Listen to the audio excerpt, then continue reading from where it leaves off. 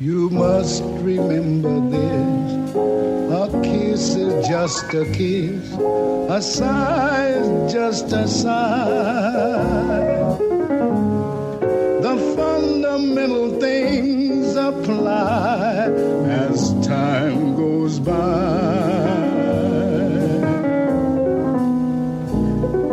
And when two lovers woo, they still say I love you.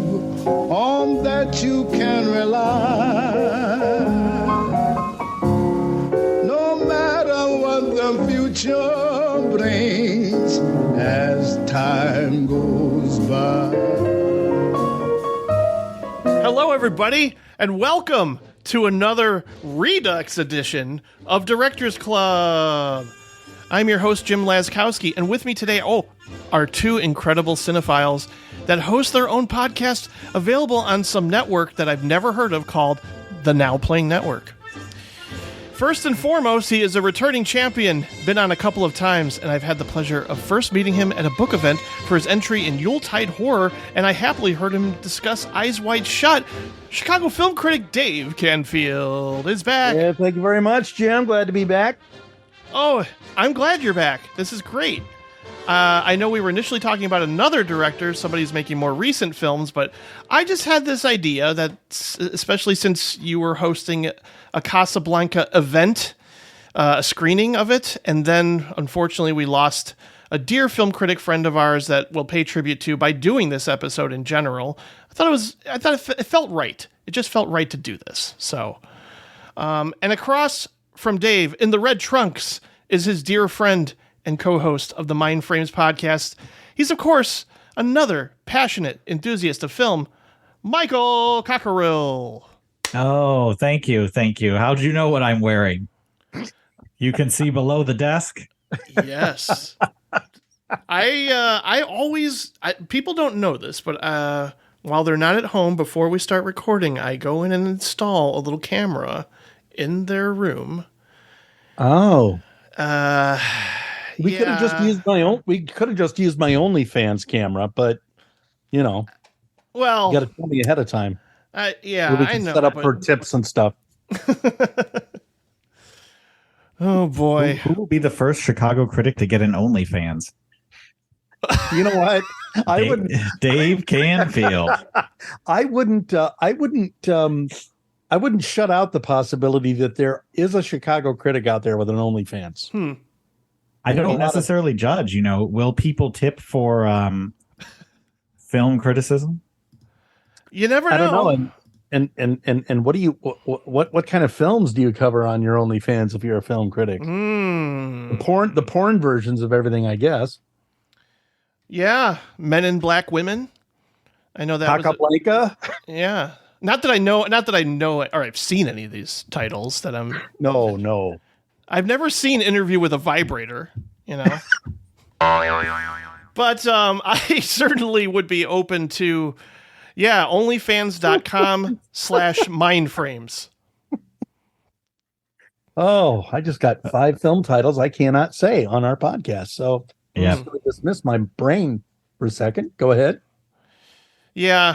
That can happen here. It can happen. There's usually digressions, as there are on your wonderful show. The one-liners flow. Mm-hmm. Sometimes they turn into 2-liners or 3-liners. You just never know.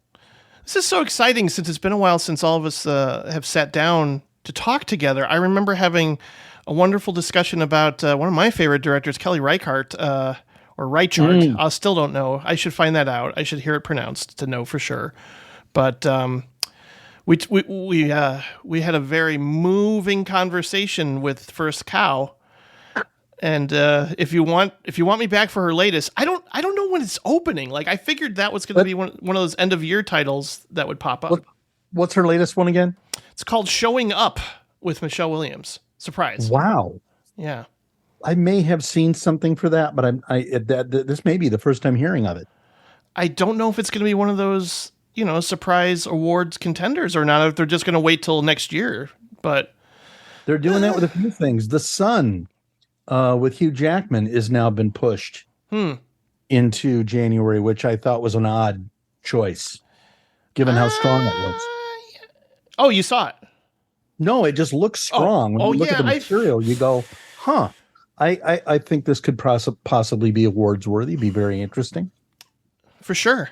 I don't know if I've heard good things about performances, maybe not the film. I don't know. It's one of those cases where I don't know what films count for what year anymore sometimes.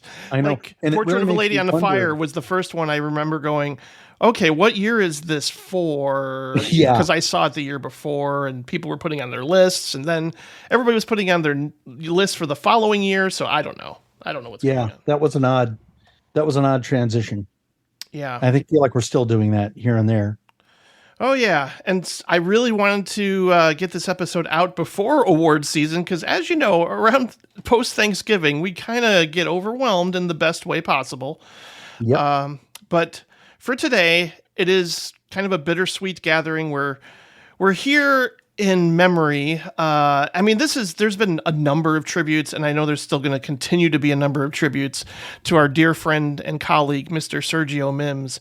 And one of Sergio's favorite directors was indeed Michael Curtiz. So I thought we'd all have, a discussion of our own on a couple of Michael Curtiz films in particular. Of course, the classic Casablanca. And another favorite of mine that became a favorite when I talked with Sergio for the first episode was 6 years ago, which is crazy. But I discovered a film called The Breaking Point. And I wanted to sort of highlight with both of you how special that film is for sure.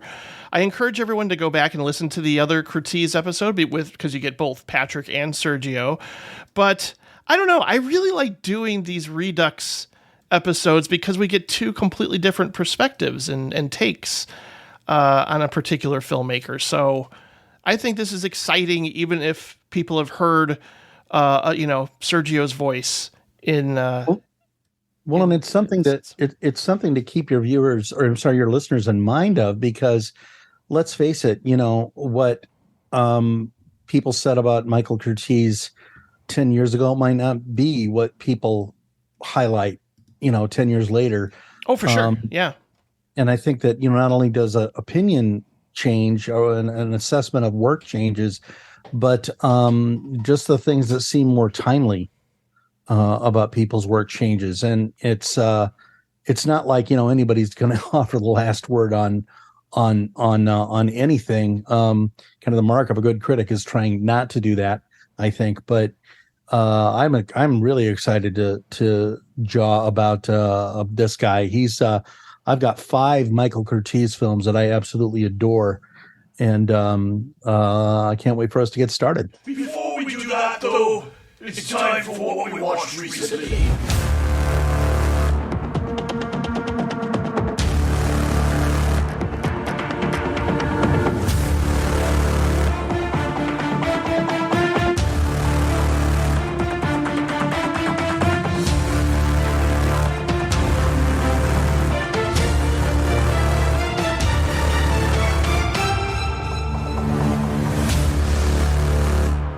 Yes. Before we launch into the Michael Curtiz discussion briefly, I do want to ask each of you if you've seen something recently that isn't Michael Curtiz related that you want to highlight. Honestly, I want to hear all about RRR, and I've yet to see it, and I am truly saddened I could not attend that screening that it seemed like everybody on the planet went to at the Music Box.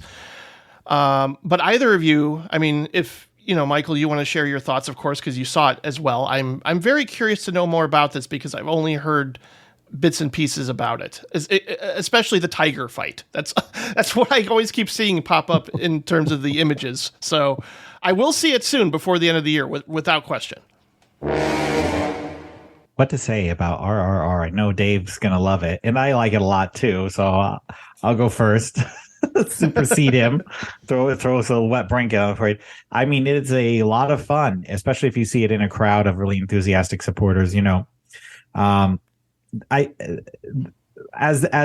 anyone will know, they have multiple centers of film in India, and this is a film in the Telugu language, from South India.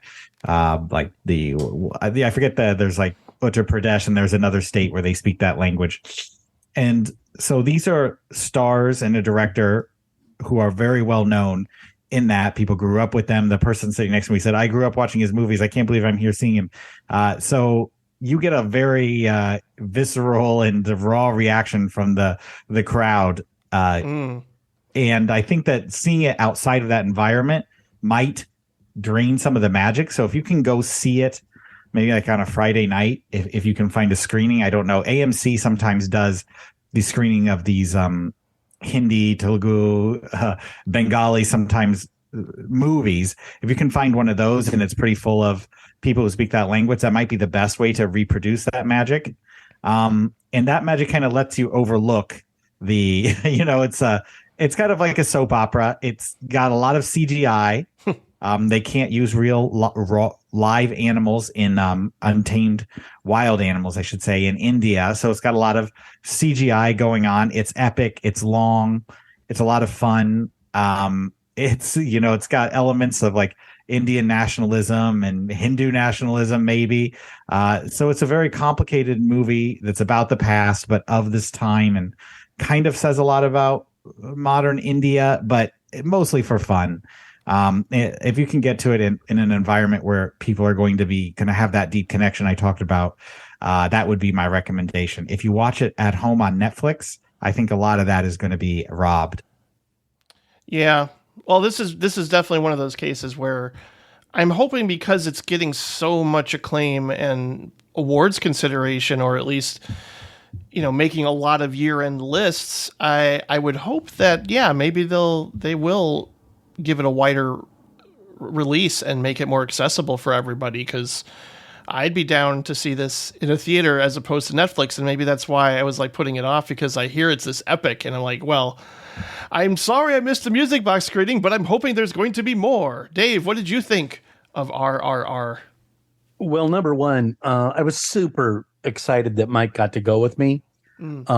I have a personal connection to the film in that a friend of mine, Josh Hurtado, has been very instrumental in trumpeting it. He's one of the people out at Screen Anarchy, colleague of mine, and he specializes in Indian film. In fact, he just launched his own distribution company, and I am guessing he's going to be working hard to get more Indian film over to the United States. And he could not be more excited about this film. He's been traveling around with the director and his own family to various screenings around the United States, watching audiences just erupt and go crazy.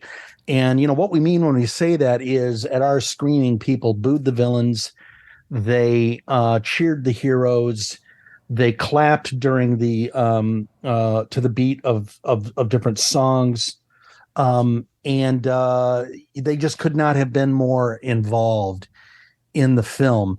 And it isn't a kind of I want kind of call it a faux epic film, because the CGI in the film is very apparent and it gives the film a very stylized aesthetic, but I think that's very much on purpose and it's handled very well. And a lot of the bigger moments in the film are very metaphorical. So a lot of the use of animals and stuff has to do with the fierceness of the heart that craves independence and things like this. And, it's just an amazing 3-hour, roller coaster ride that just when you think you've got it all figured out and that's about it, this is what kind of movie this is, it hits you with another aspect of itself. I think, this is a movie that has some genuine sentiment in it. It has two pretty beguiling love stories. It's got an extremely touching story of friendship, and it is about the Indian fight for independence. And it's just a big, cartoony, heartfelt, intense, fun time. So if you can see this with a crowd, go see it with a crowd. It's interesting when you talk about why a film kind of connects with people all over the world. I think the director Rajmouli is also very shocked by this. But I think this film comes along at a time when people just want to see raw, pure goodness, sacrifice, friendship, attached to the idea of political freedom, and attached to the idea that that nationality doesn't have to be synonymous with corruption. And so, this is definitely finding an audience in different parts of the world that really want something to cheer for and feel good about. And I think it does have the potential to be bigger. And That's what I'm if hoping. it get a bigger release, I think it might actually benefit from it. Yeah, it doesn't sound like a downer like we get like a lot of those around this time of year. And it sounds like the themes in it are universal and relatable. So that makes me look forward to it even more. And certainly I'm glad that people also got a little taste there of hearing Mike and Dave talk passionately about film, because they do that so well on their own show, Mindframes, which I hope everybody subscribes to. Yeah, it's so great. It's pretty much monthly now, right? You just Oh yeah. Yeah. No, that's great. I seriously enjoy just about every episode, even when I disagree, which is rare, but still. We'll forgive you for that. We'll forgive you for being wrong. It's hard to be wrong in the world. I love the Directors Club too, but our podcast is not always a love fest. Sometimes there's fighting, sometimes there's panning of films. Yes. Usually we do films we love, especially since we've gotten less regular. But we're becoming regular again, and with award season coming up, I'm sure we'll be arguing. One of our most passionate arguments, probably our biggest argument, was actually over a character in Knives Out. So we'll see if we can replicate that for when we get to see Glass Onion. Oh, I'm excited for that. Am I mistaken? Am I mistaken, Dave, that you weren't a fan of the French Dispatch? Oh God, no! I thought the French Dispatch was the nadir of Wes Anderson in every possible way. His aesthetic completely overtook the film, and his story was sort of disjointed and just didn't connect. None of the stories really connected with me. See, I find that I always think of Dave as loving everything, and so when I heard that, I was like, all right. I think I'm having a good influence on him. He watched that with me, and I was having a reaction during the filming. We watched that at my apartment, I think. Dave does kind of like everything, doesn't he? At first. Well, not the Munsters, and that will remain the lost episode of Mindframes. Episode 62 is lost. That's correct. Yep. Did we hate that thing? Well, I'm one of those weirdos that doesn't like Rob Zombie movies in general. Like, I try, but I can't. I don't think that makes you a weirdo. I think that makes you pretty normal. Yeah, not bad. There's one that I like, and that's The Devil's Rejects, but everything else is weird. It is weird. And not in a good way. Yeah, it's weird how he's got the following that he does, but I am also not going to ruin other people's fun either. No. Something very different from RRR is a movie that I'm hoping everybody will catch up with, including you, Dave. I'm assuming this is going to be one of those surprises in the mail in the near future. It's a movie called After Sun. Yeah. Oh, wow. So it's right up there with the Banshees of Inisherin for top pick of 2022 for me. It's a very poetic movie. It's also kind of hard to describe because in terms of plot, there isn't a whole lot of it. There isn't a lot of incidents in it. It's more of one of those memory mood pieces that some people struggle with sometimes, especially when you think of people not connecting necessarily to something like Malick. But this is a little more grounded. This is a little bit, less dreamy or, graceful. It's more raw, but it's sort of all about just the mysteries surrounding the inner world of your parents. And in this case, a daughter observing her father and not always being entirely sure why he is the way he is, or why he is struggling, or why he seems aloof, or just kind of lost or deep in thought. He's not necessarily engaged with the world around him, and that also, sadly, sometimes includes her, the daughter. This is a debut film from Charlotte Wells, and it's clearly personal. She lost her father at a young age, and I think that element alone will hook me in, because I think when something shocking like that has happened to somebody, as it has to me, there is this sense of deep feeling that never goes away, like feeling, I wish I could have known everything about this person that gave me life, this person that I was closest to in some cases. And I think this film sort of captures that, and it's kind of hard at times when you think about, I didn't get to know why my father was the way he was, in like we never had that in-depth conversation about emotion sometimes, and I think that this film is more of like an observation of what that experience is like. There's a lot of ambiguity. Things aren't always spelled out, but it sort of culminates into this stunning beauty and grace, and it really worked its magic on me as it went along. And there's two very memorable uses of pop songs that are forever seared into me. And I don't want to spoil them, because I think they're popular songs, and certainly they've been used before in other films, but there is some magic to experiencing them fresh when you watch this movie and you go, oh, they're using this song. That's amazing. But yeah, and just the way it's filmed, it's again, very lyrical. Sometimes you're just focusing on a pile of books, or sometimes you see adult version of this daughter in a television screen reflection, or there's like these strobe dance sequences that feel a little reflective of what the father's internal state might be. So it's working on a lot. But you didn't like the film, right? I think I liked it. Oh God.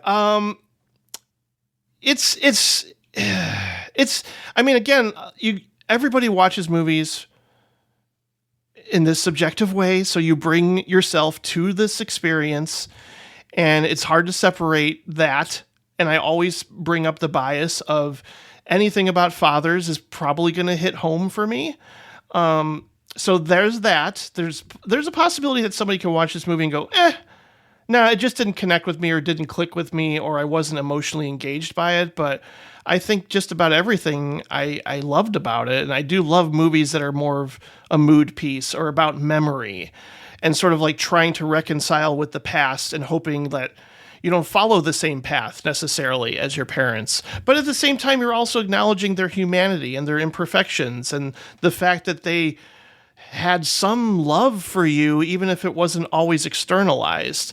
And I don't know. There's something lurking beneath the surface of this movie in a way that's even hard to summarize with one viewing. So it's one of those that I'm like, I can't wait to watch it again to see if I pick up on more details, because there's a lot to absorb.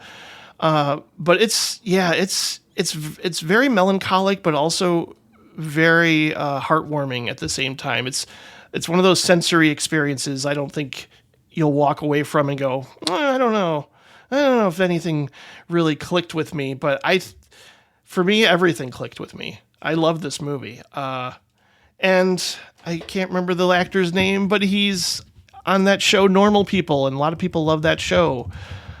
He's kind of the main star. Oh, Paul Mescal. He plays the father in this. And this is quickly turning into the After Sun episode. It sure can. But we all know that the Weird Al story is going to sweep the Academy Awards. So it really doesn't matter if we see any other movies this year, as long as we see Weird. It's a weird movie. And I was mostly entertained by it. I don't want to be super critical, because I love Weird Al, and how can you not? It's our next episode, so you don't have to worry. Anything you say is going to be eventually drowned out by the absolute chorus of man love for Weird Al that we are going to throw out into the airwaves with episode 64. Well, I'm very happy to hear that, because the more love for Weird Al, the happier I am. I'll just say that I feel like it runs out of steam just a little bit, but most of it's hilarious. There's a pool party. That's all I'm gonna say. For those Mike, what are you looking forward to seeing? What am I looking forward to seeing? I am looking forward to The Whale. As you know, I think I'm the most looking forward to that. I do want to see Glass Onion. I have a lot of catching up to do. I will recommend... I'm keeping my options. I'm trying not to be judgmental. I'm trying not to make any judgments. I want to see as much as possible this year and not try to predict winners too early. I've ruined myself in the past, like The Menu. Like I don't want to avoid The Menu, even though I have reservations about it. I want to see it. Same for The Fabelmans. These are movies I'd usually be panning before even seeing. Like I'm so really not that interested in The Fabelmans, but I'm going to force myself to see it. The self-indulgent. It's good. What about what everyone always tells me every time he makes a movie that's in love with the 1950s and I'm always like, okay, I'm moving on. Just like last year with the remake. What was it called? West Side Story. West Side Story. That I did not like West Side Story. Okay. And I have a feeling that I'm going to feel the same way about The Fabelmans, but I'm keeping an open mind. It's just I'm just not in love with the nostalgia of his childhood. I'm not in love with that world. I'm not in love with, his own like narcissistic love of himself making movies. So you're starting to make me pan it. So I'm just going to back off. Spielberg is a narcissist, man. That's pretty rugged. Wow. I don't know. No, they're out there. People, I detractors. I hear you, Mike. I mean, I think that, there's definitely been the Spielberg I like and the Spielberg I don't like as much. Now, for me, I would probably color myself very interested in the Fabelmans. My own thought is I hope it's not going to be too syrupy.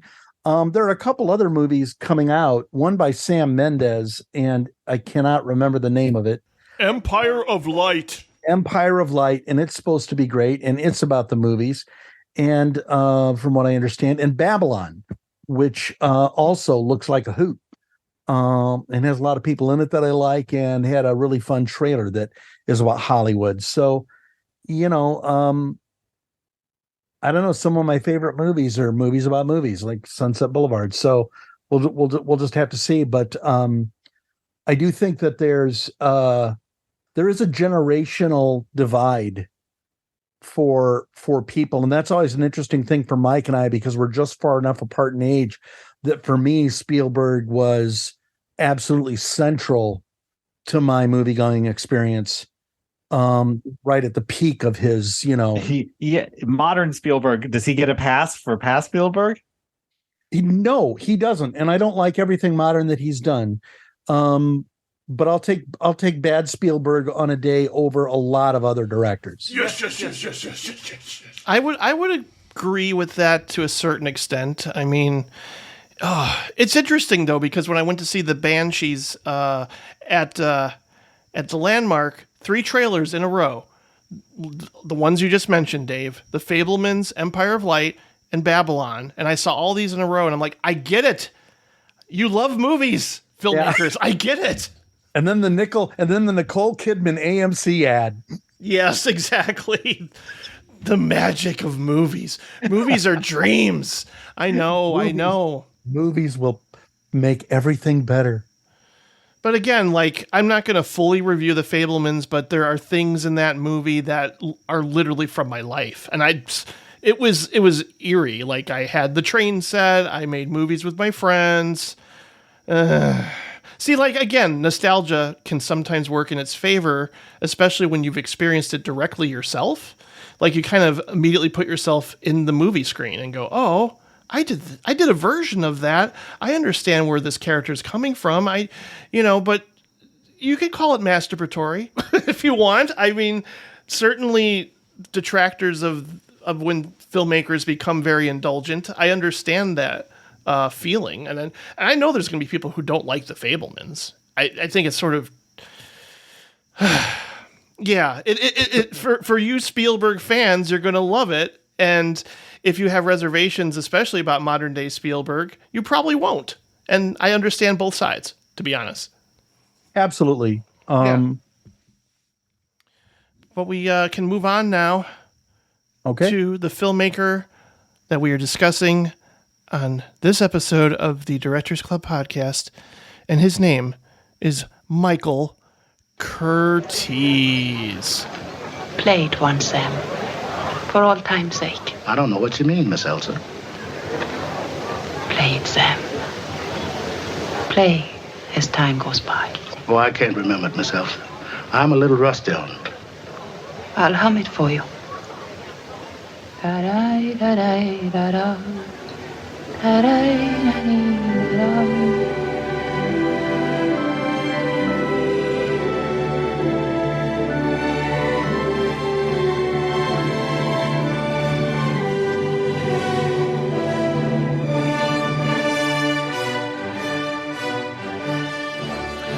I'm wondering what your first experiences were with this director, assuming, okay, this is probably one of the classics, like, you know, your White Christmas or your Casablanca.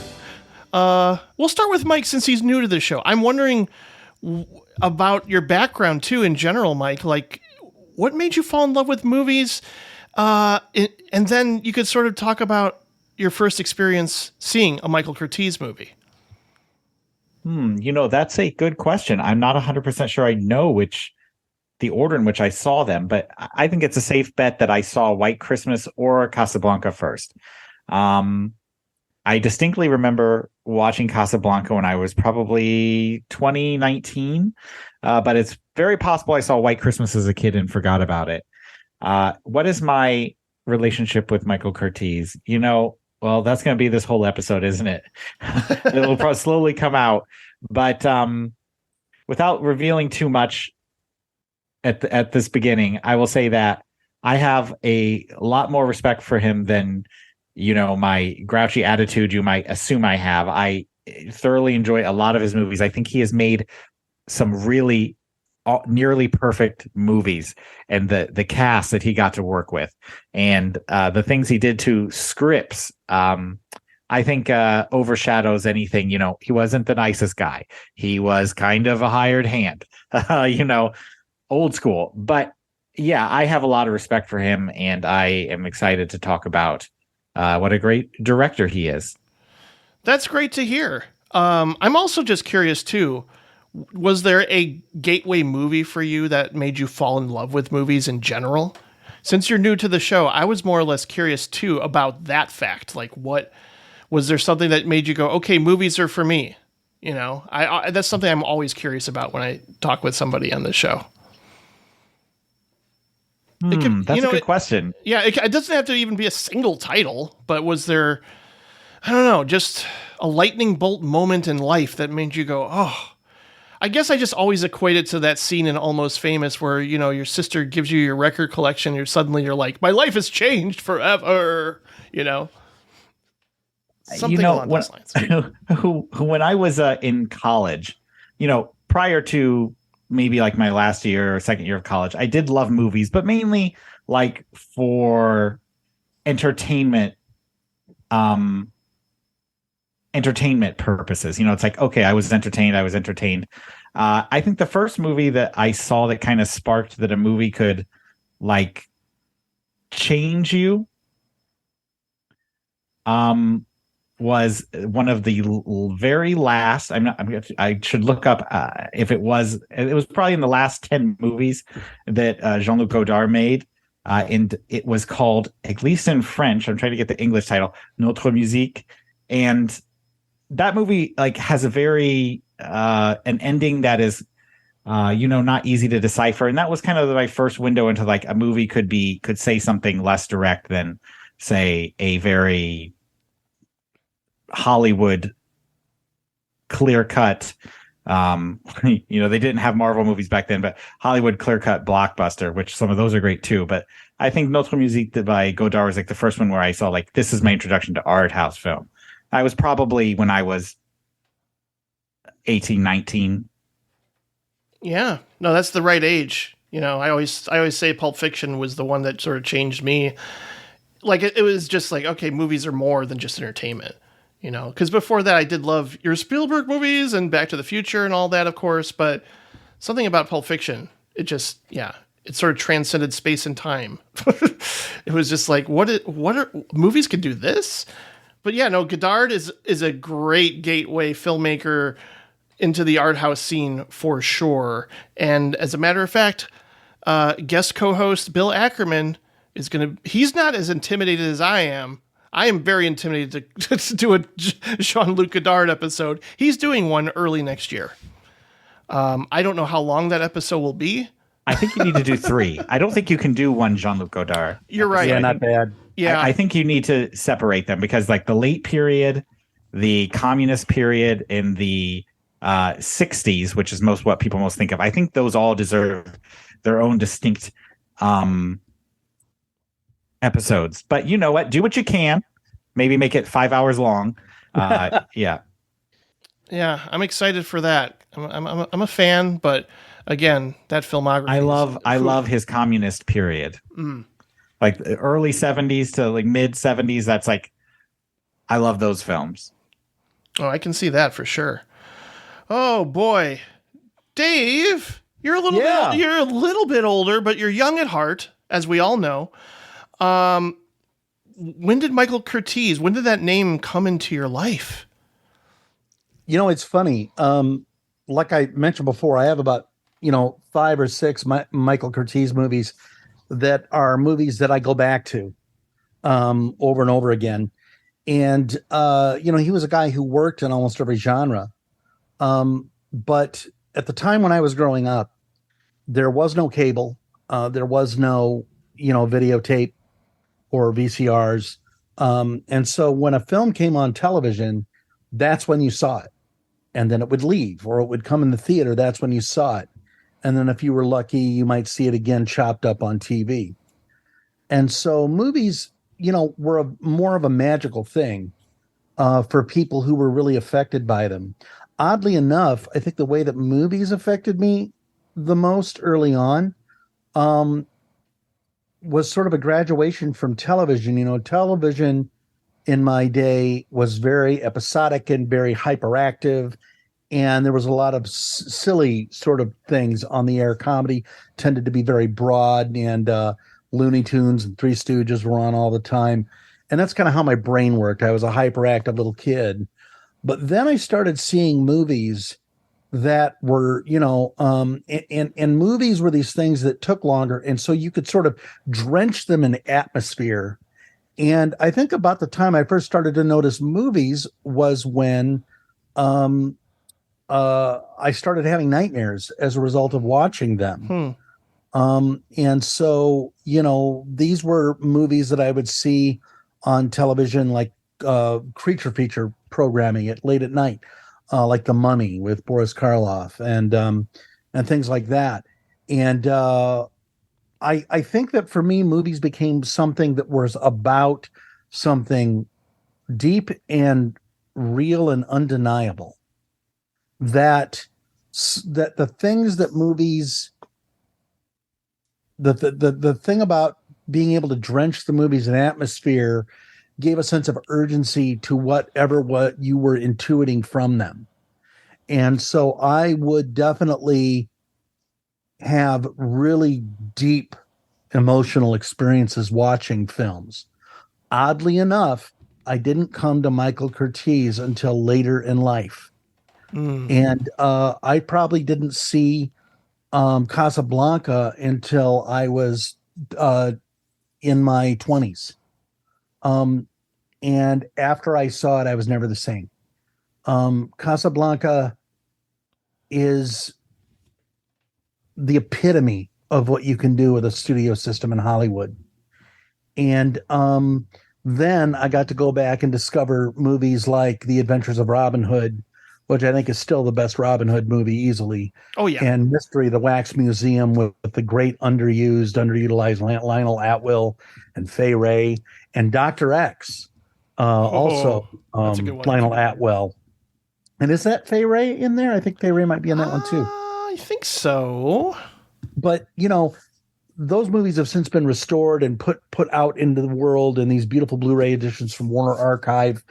And I'm still sort of waiting on the definitive adventures of Robin Hood from 1938 with Errol Flynn. And then my other two movies would probably be We're No Angels and White Christmas. White Christmas is a weird flick. White Christmas, I often call it the Christless Christmas movie. Because it's drenched in Americana. It has some fantastic musical numbers in it. Mm-hmm.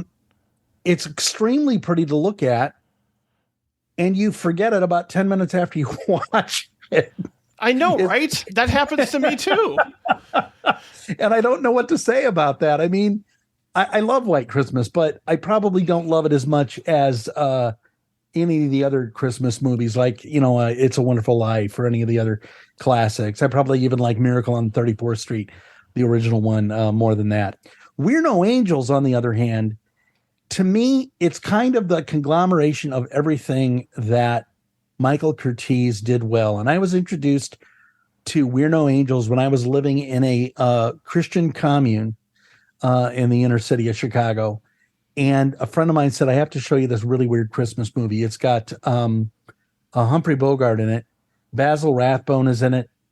Leo G. Carroll, who, of course, was in marvelous, movies like Tarantula and stuff growing up. Aldo Ray, and Peter Ustinov. Mm-hmm. Very young Peter Ustinov.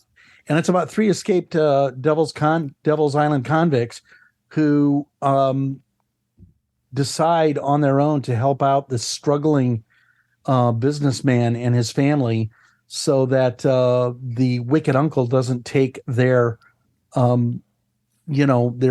store from them that they used to make a living. And everything in it is very arch. There are deadly poisonous snakes and murders, and the whole thing couldn't be more heartwarming. It is a weird mix of all the sort of little things that Michael Curtiz did during his career. That said, Casablanca was probably my first exposure. And and I've seen it many, many times since then, and I've screened it for many crowds since then. Yeah. Well, you mentioned We're No Angels, and I got to say that the reason why I went back to it was because of the remake, and the remake was not good. Surprise. No, it's not. It's so weird because I think I might even said this on the last episode, but it's just strange to me that movie is not good, with De Niro, Sean Penn, written by David Mamet, directed by Neil Jordan. And it's not good. No, it's not. It has none of the charm or heart or fun. That, it doesn't even have that fun look that We're No Angels has. No, very true, very true. I don't think anybody's heart was into that remake, and you could see it on screen. Whereas a movie like Casablanca, it's interesting to talk about this, because obviously you could there's a whole Roger Ebert commentary out there on Casablanca. There's an incredible new 4K restored version of it available now. I think fairly recently now people can pick that up. And I'm sure there's a ton of extras on it, and I can't wait to dive into that and watch a 4K of what I consider to be a perfect movie. And it's interesting to me that since I mentioned Pulp Fiction, Tarantino recently put out like a list of 7 or 8 movies that he thinks are perfect, and Casablanca's not on that list. And I was kind of surprised.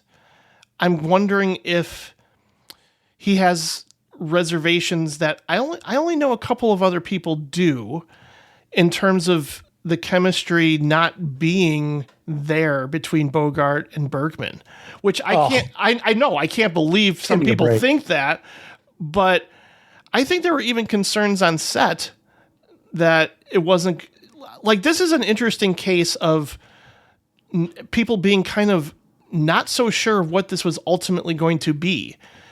I think Curtiz even was just not necessarily shrugging it off, but just like, all right, this is another movie I'm making. I make 20 of these a year or something. Right. Unprecedented, just his staggering output of 180 movies. And he was making 5 or 6 a year and from all genres. And just, because back then it was basically quantity, over quality, but not in all cases. There's a lot of great examples of directors, of course, John Ford, Howard Hawks, Victor Fleming, all these incredible filmmakers. And Curtiz was certainly revered for, having a great track record. But I think during the filming of this, it wasn't necessarily oh, we got a classic here, so we're going to make sure that it is a classic. It's sort of, I guess, happenstance. I guess it just sort of happened, it's got this peculiar magic to it. You do have to remember it wasn't an inconsiderable film in Warner Brothers slate. It was given a good budget and an absolutely A-list cast from top to bottom. They definitely poured the resources of the studio into it. I mean, you had Humphrey Bogart and Paul Heinrich, who were two of the biggest stars in Hollywood at the time, Ingrid Bergman, Claude Rains, and then character actors like Peter Lorre and Sidney Greenstreet, who, at that time especially, you didn't get better than that. And this is post Maltese Falcon. So, that cast tells an audience right away exactly what they should expect in terms of quality and the compelling nature of what it is they're going to be watching. The special effects in the film are great. The editing and the way it's shot is, to my mind, very A-list. And it did win 3 Oscars. It won Best Picture, Best Director, and Best Adapted Screenplay. In fact, the cinematographer was Arthur Edison, and he, did The Lost World, The Old Dark House, The Invisible Man, The Maltese Falcon, The Thief of Baghdad, All Quiet on the Western Front, and Frankenstein. So, some of the great talent of the time was involved in making this movie. Yeah, without a doubt. I think the idea that they got lucky with Casablanca, which is kind of the mythology of this film. Yeah, like a happy accident. Yeah. I don't know who coined the term, but that is often I've heard that many times. I don't buy it for a second for a lot of the same reasons that Dave is saying. If you look at the people involved in this film, all of the pieces were there to make a good movie. Of course, famed producer Hall B. Wallace. All right, look at his resume. A lot of the pieces that come together. Of course, he was a producer on the Maltese Falcon. We already talked about that.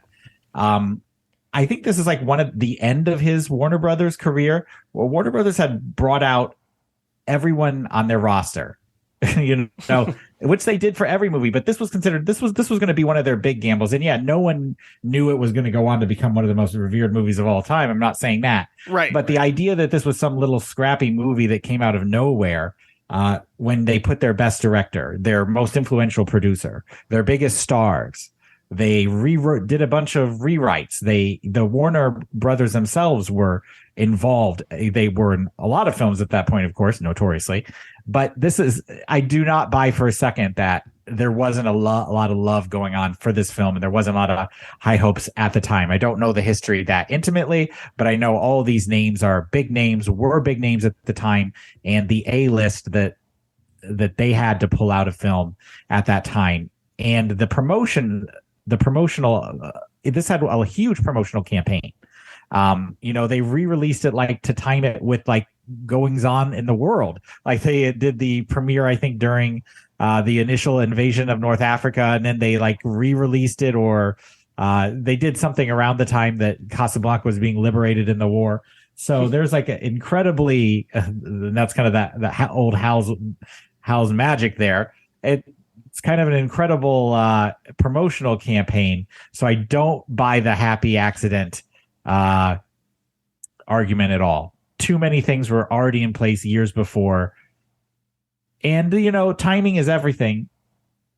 But I don't think that. I think this was a well-placed bet at the right moment, not an accident. I'd be inclined to agree with that more. It just seems like you're right. There's like this mythology surrounding it that people want to perpetuate and believe like, oh yeah, they weren't really thinking too much about this movie while making it. They just sort of made it and it just sort of happened, I mean, it's an interesting idea. I know they originally wanted another very prolific filmmaker, William Wyler, to helm this project, but he was unavailable at the time, and Curtiz just had already cemented a reputation. I mean, he'd been directing movies since the 20s, if I'm not mistaken, and just kept going and going and going. Like, I think he'd been directing movies since the teens. He came to the United States in 1926, I believe. He had a silent career. That's right. In Europe. Yeah.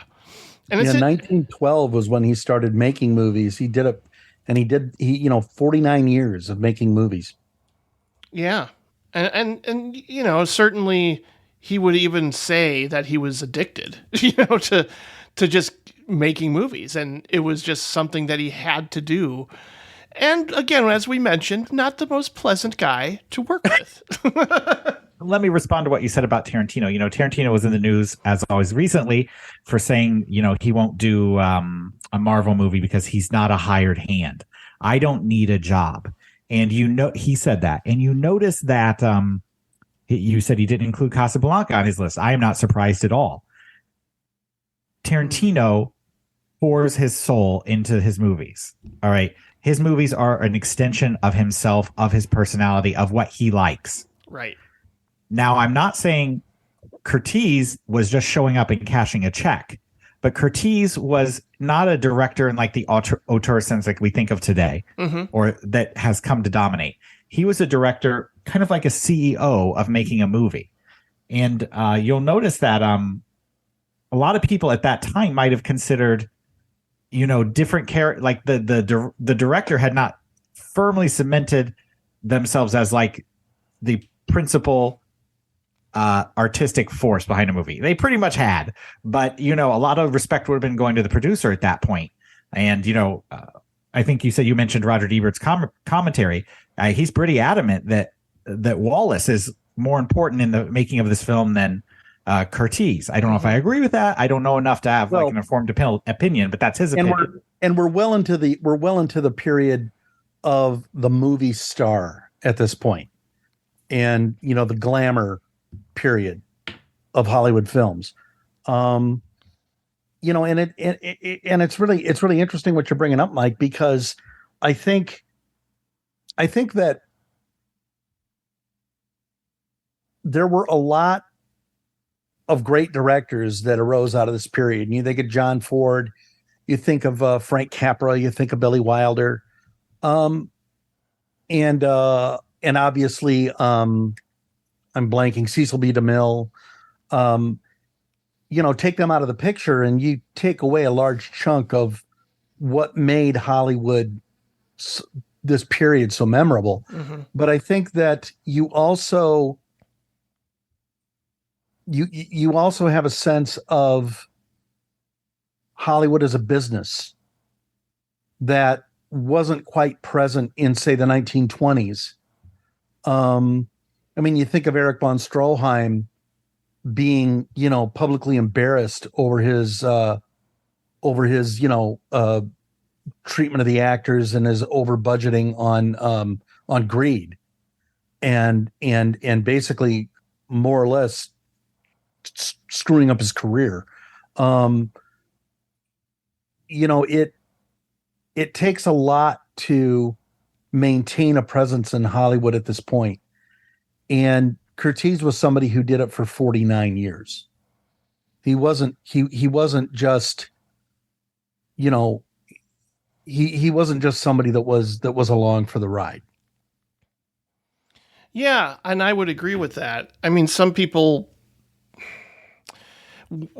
felt that way to some degree just because of how much he made. You know, like how could you maintain that level of quality for each and every film that you make?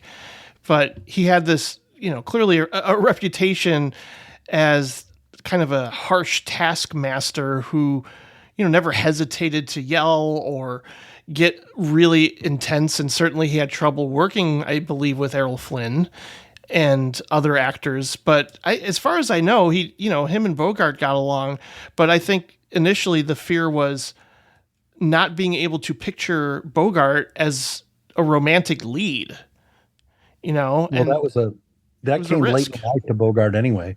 Yeah, no, yeah, for sure. And I think they took some risks, and again, I think what makes this movie really timeless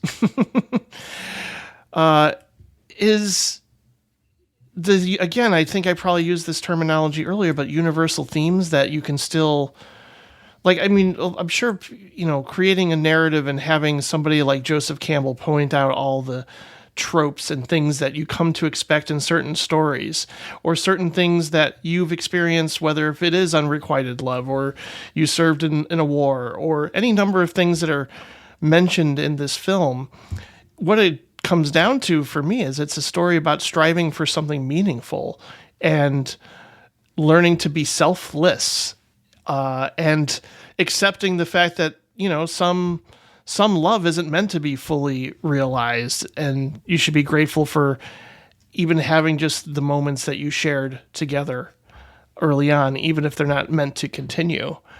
Well, yeah, and I mean those themes are juxtaposed against a group of characters who are all very problematic, and caught in very problematic situations. Casablanca is a very complex film full of complex human relationships, and ends with a murder at the end of it. And you can argue, wartime or whatever, and it's a Nazi, but it's sort of quasi disturbing the more that you think about it. The way that all these characters have to live on the edge of respectability and the forces in the world that are driving them to have to do that. And it makes you feel even a little bit sorry for Peter Lorre, Sure. And some of the other characters. I think that, it's interesting, that Curtiz did Yankee Doodle Dandy the same year that he did Casablanca. That's mind-blowing. That's range. That's just weird. There's Dave, when we get to the breaking point, he made 3 movies in 1950. Right. And I mean, it just, Mildred Pierce, the Seahawk, Dodge City, Kid Galahad, Angels with Dirty Faces. This guy made every kind of movie you could make in Hollywood up to that point.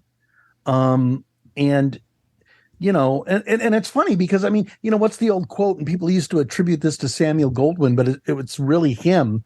And he was chewing out an assistant because the assistant hadn't done something he wanted. And he said, the next time I want an idiot to do this, I'll do it myself.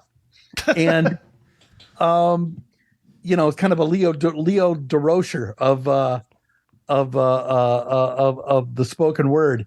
Maybe he was just more comfortable behind the camera. At the same time, you have to think of a film like The Charge of the Light Brigade, which he did with Flynn. And it would be really interesting to see how his relationship with Bogart was shaped by his interaction with Errol Flynn, because Flynn went after him for using a device called the Running W in Charge of the Light Brigade that killed 25 horses. That's right. For a single shot in that film. And Flynn was horrified and went public with it. And then there were all these laws passed about what you could do and not do with animals on set. And they made movies after that, but they weren't friends anymore, and they didn't speak much except when they had to. So there was probably definitely a softening that had gone on in his life leading up to this.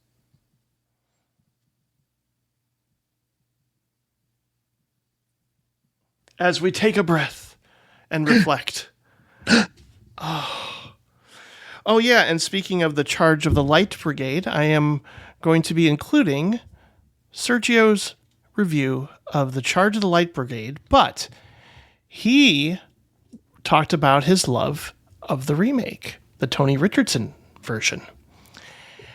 And he was a huge fan of both versions as far as I know, but had a lot more to say about the remake just because it was one of those, totally under the radar movies that not a lot of people had seen. And he wanted to bring attention to, I think, the 1968 version.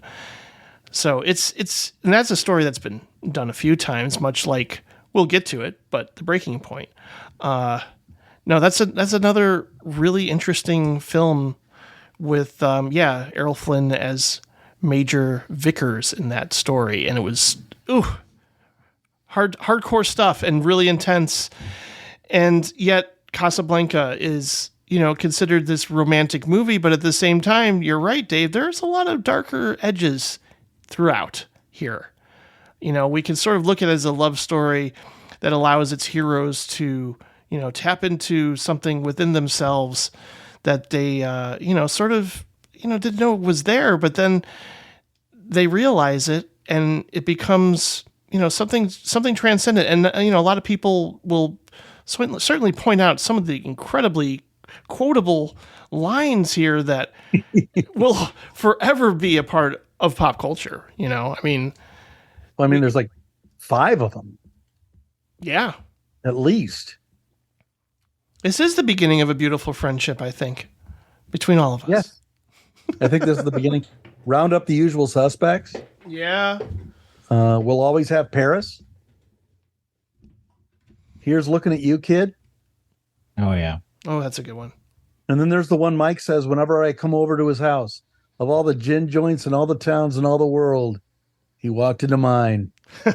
And, that quote right there, it's like I was trying to think of, why does, to me, White Christmas, I know we're just kind of going all over here, but why, no, why is White Christmas so dated when I watch it?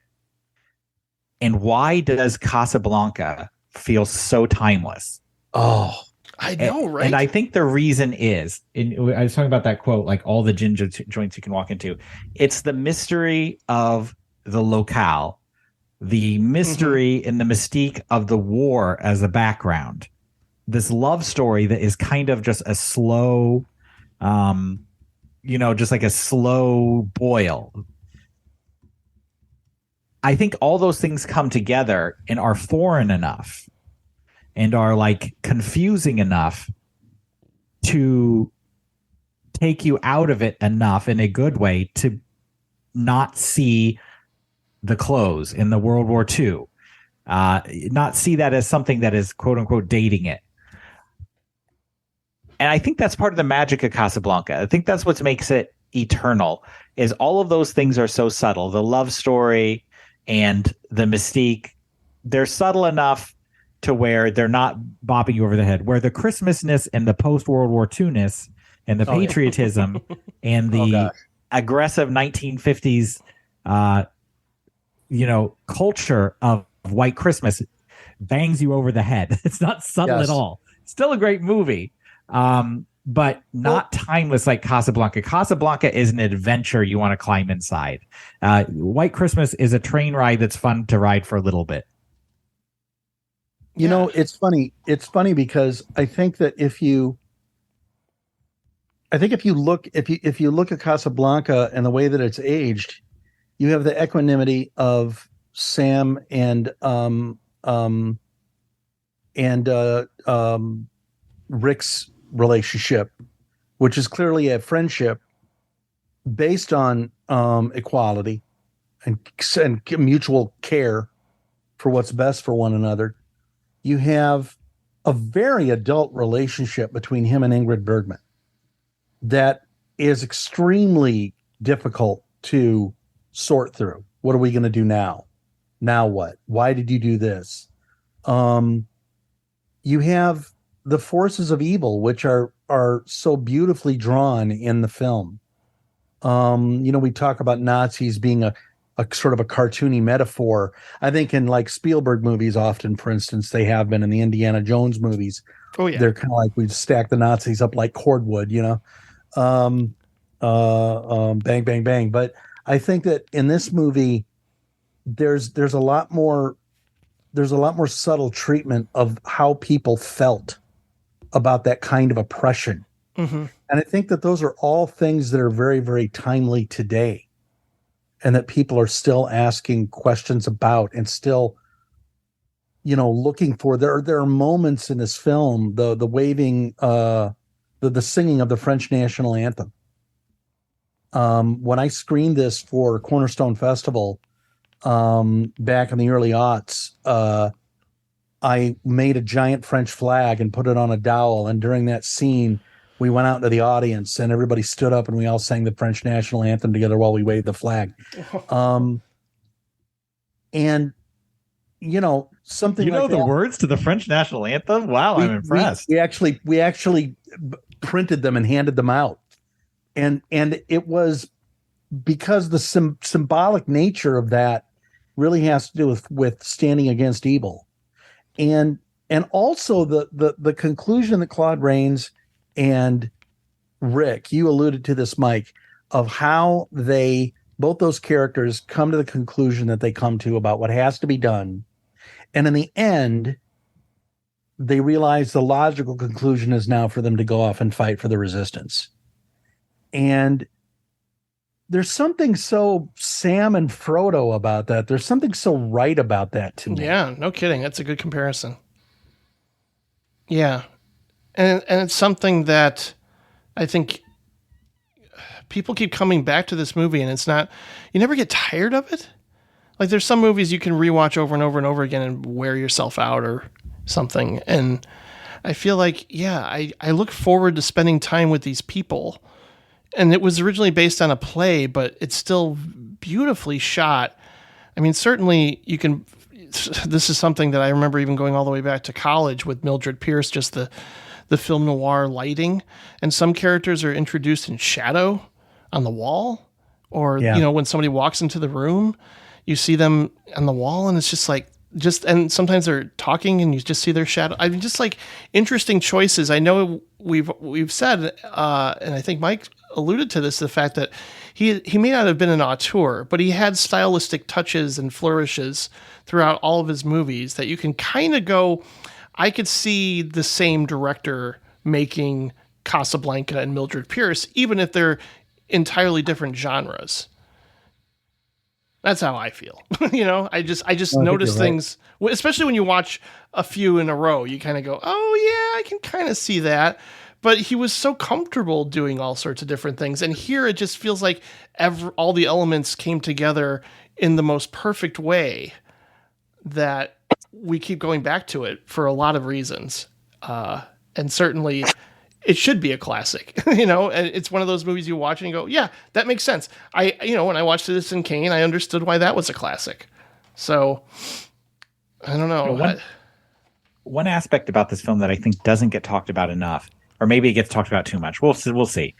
And that is, when this movie came out and when this movie was being filmed, Casablanca was actually occupied by the Axis. And the war was still going on. White Christmas is post-war. Mm-hmm. Longest Day, post-war. All these World War II movies from the 50s that we think of as like of that era, even with those stars, with the same stars, are kind of post-war. The outcome of the war, and specifically the locale that it's filmed in, or supposedly taking place in, was not determined yet. So I think that adds a little bit of the mystique. The certainty of looking back is not present in the script. It is a movie that is rooted in a very present, fluid dynamic without the knowledge of which way it's going to go. Not that they were thinking the Nazis were going to win the war, but the Nazis in there, I think that plays into why they feel so much less cartoony. It's because the people who wrote this movie and were living it, to them, the Nazis were their contemporaries, and the Nazi threat was a contemporary threat. I think that's an interesting element, and might be why it also helps it be less dated or less cartoony or less 1950s-y. Well, it's full of people and extras, I believe, who even escaped actual Nazi persecution. And yeah, you can see the movie as being, about refugees.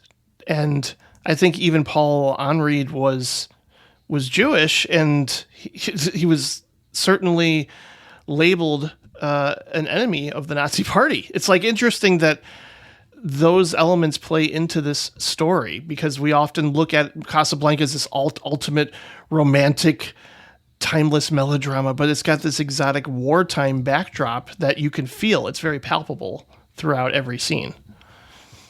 The actor that played the Nazi, and I feel so bad that I did not write his name down. But he, very famous film star. He'd played, it's Conrad Veidt. Okay. Yes. He played, he was the Cesar in Cabinet of Dr. Caligari. Right. He was The Man Who Laughs. He was a very, very famous film star all over the world. And by the time he made this movie, very established star, could do anything kind of that he wanted. So he was one of those other people that got thrown into this. And he made the option to play the Nazi villain as arch and awful as he could, and did that a few times around this period of his career, specifically because he thought it would give people something to hate about the Nazis. He was that angry and that wanting to use his career to support the war effort, that he wanted people to have that archetype to bounce off of as they thought about it. And it's funny. I mean, of course, the movie was written by John and Julius Epstein. There's another person quoted on it, but none of his changes made it into the film. It's they were adapting the unproduced screenplay Everybody Goes to Rick's, and John and Julius Epstein wound up writing the film. Kind of a side note: Jack Warner, the head of Warner Brothers, hated them. They were always like pulling pranks, and they kept these really weird hours. And so, out of spite, Jack Warner, a few years after this, reported them to the House on Un-American Activities Committee. And they never had to testify, but when they were given the form that they had to fill out in case they would get called, there's a question on the form that said, "Have you ever had to work for a subversive organization?" And they said, "Yes, Warner Brothers." That's what they wrote on that. Well, yeah, I think unfortunately, but you definitely don't separate this film from its politics. No, and you mentioned the House. I think John Garfield certainly went through a lot of trouble with the House of American Activity, or I can't remember the name. How do you say it? The House of the HUAC, House of Un-American Activities Committee. Yes, thank you. That's it. I always get that mixed up in my head. But no, yeah, we'll certainly get to John Garfield in greater detail. But I guess to just sum things up, I mean, this is a movie that has characters and feelings that are both universal and particular to that time period, to give it this, transcendent quality, yet making it very grounded at the same time. Like, these people, you can understand where they're coming from. It's not just, it's not a fantasy. It is a true blue Hollywood movie, but yet there's real feelings and complex characters. It's not all black and white. It's not like this is the bad guy and this is the good guy. And, but they trade qualities at certain times throughout the movie.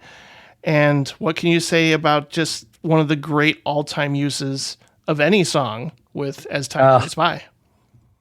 Yeah, Dooley Wilson had been in Stormy Weather prior to this. Mm-hmm. But the funny thing about Dooley Wilson is he was a drummer.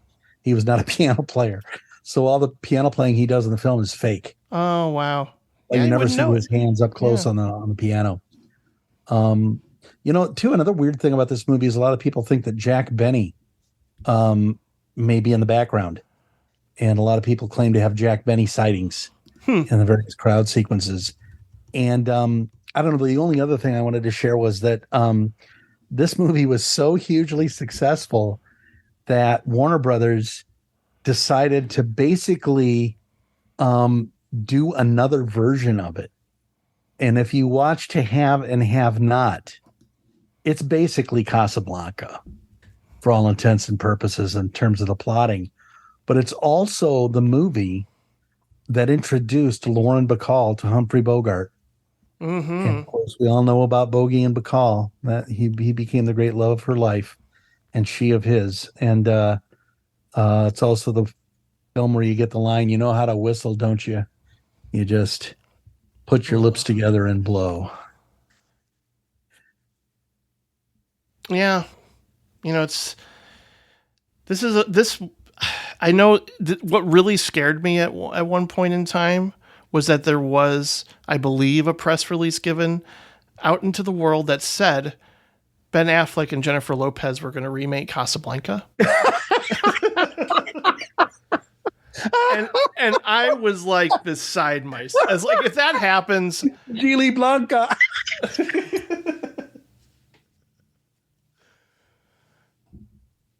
But Affleck was the bomb in Phantoms, yo. So yeah, he should be in Casablanca. He should be in the remake. Sure, let's do that. Oh gosh, I know I don't trust them. No, I think if you're going to redo this, you cast Danny DeVito in the Peter Lorre role, and you get you replace Sam with Barney the dinosaur, and then I think what do you do? I think you get Megan Trainor and her husband Daryl Sabara, who was in the Spy Kids movies. Okay, I think you can do the Bogey and Bergman roles. That works for me. Yep. Nope, this is a wonderful film in every way, shape, and form, and I wish I could have seen it on the big screen with you, Dave. I'm sorry.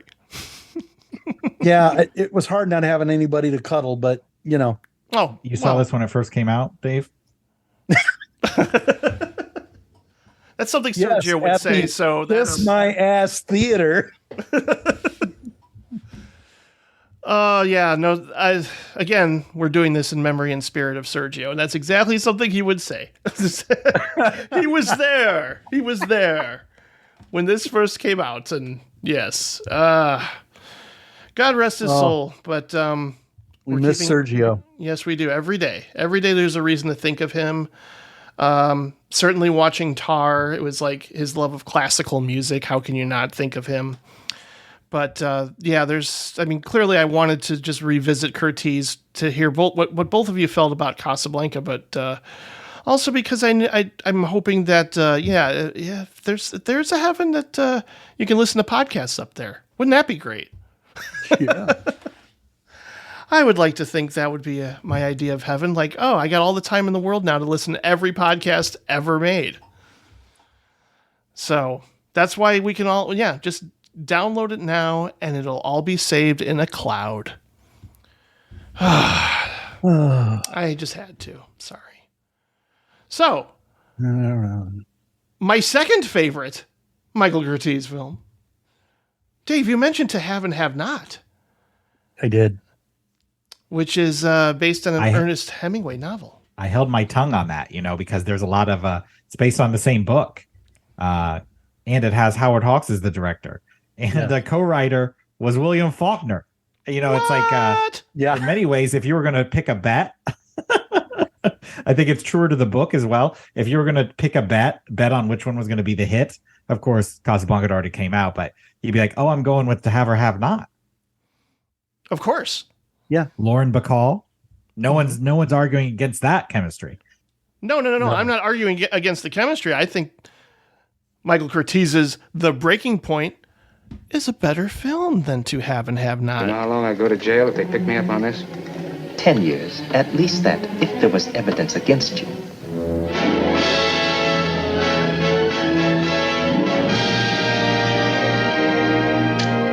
What's that for? I don't want you to know about this. No part of it. If it comes off all right, I'll tell you about it sometime. Yes, they say every man has a breaking point. But try to find it in Harry Morgan, two-fisted skipper in whose wake lies a trail of adventure that has taken him to strange places among men who live in the shadows beyond the law. Born for danger, he faced the deadly threat of guns, the greater menace of a reckless woman. Every challenge drawing him deeper and deeper into a whirlpool of hazardous intrigue. It's John Garfield as Harry Morgan, who sold his courage to the highest bidder. Patricia Neal as Leona. Easy to know, hard to forget. Where's the money for me? You'll get it tomorrow. Don't get it now. You've got it on you. They wouldn't have set a time without making sure about me. She's got something for me. We're something together. Spoils everything else for me. How do you know till you try? Now let's see the color of it, Mr. Singh. I have the rest of the money right here. I certainly feel a lot more, and it's not to disregard To Have and Have Not. It's a fine film with incredible chemistry and star power. But I don't know. Again, this was a discovery. This was one of those things where I'm like, I'm doing a Michael Curtiz episode. I should see this movie called The Breaking Point. And then,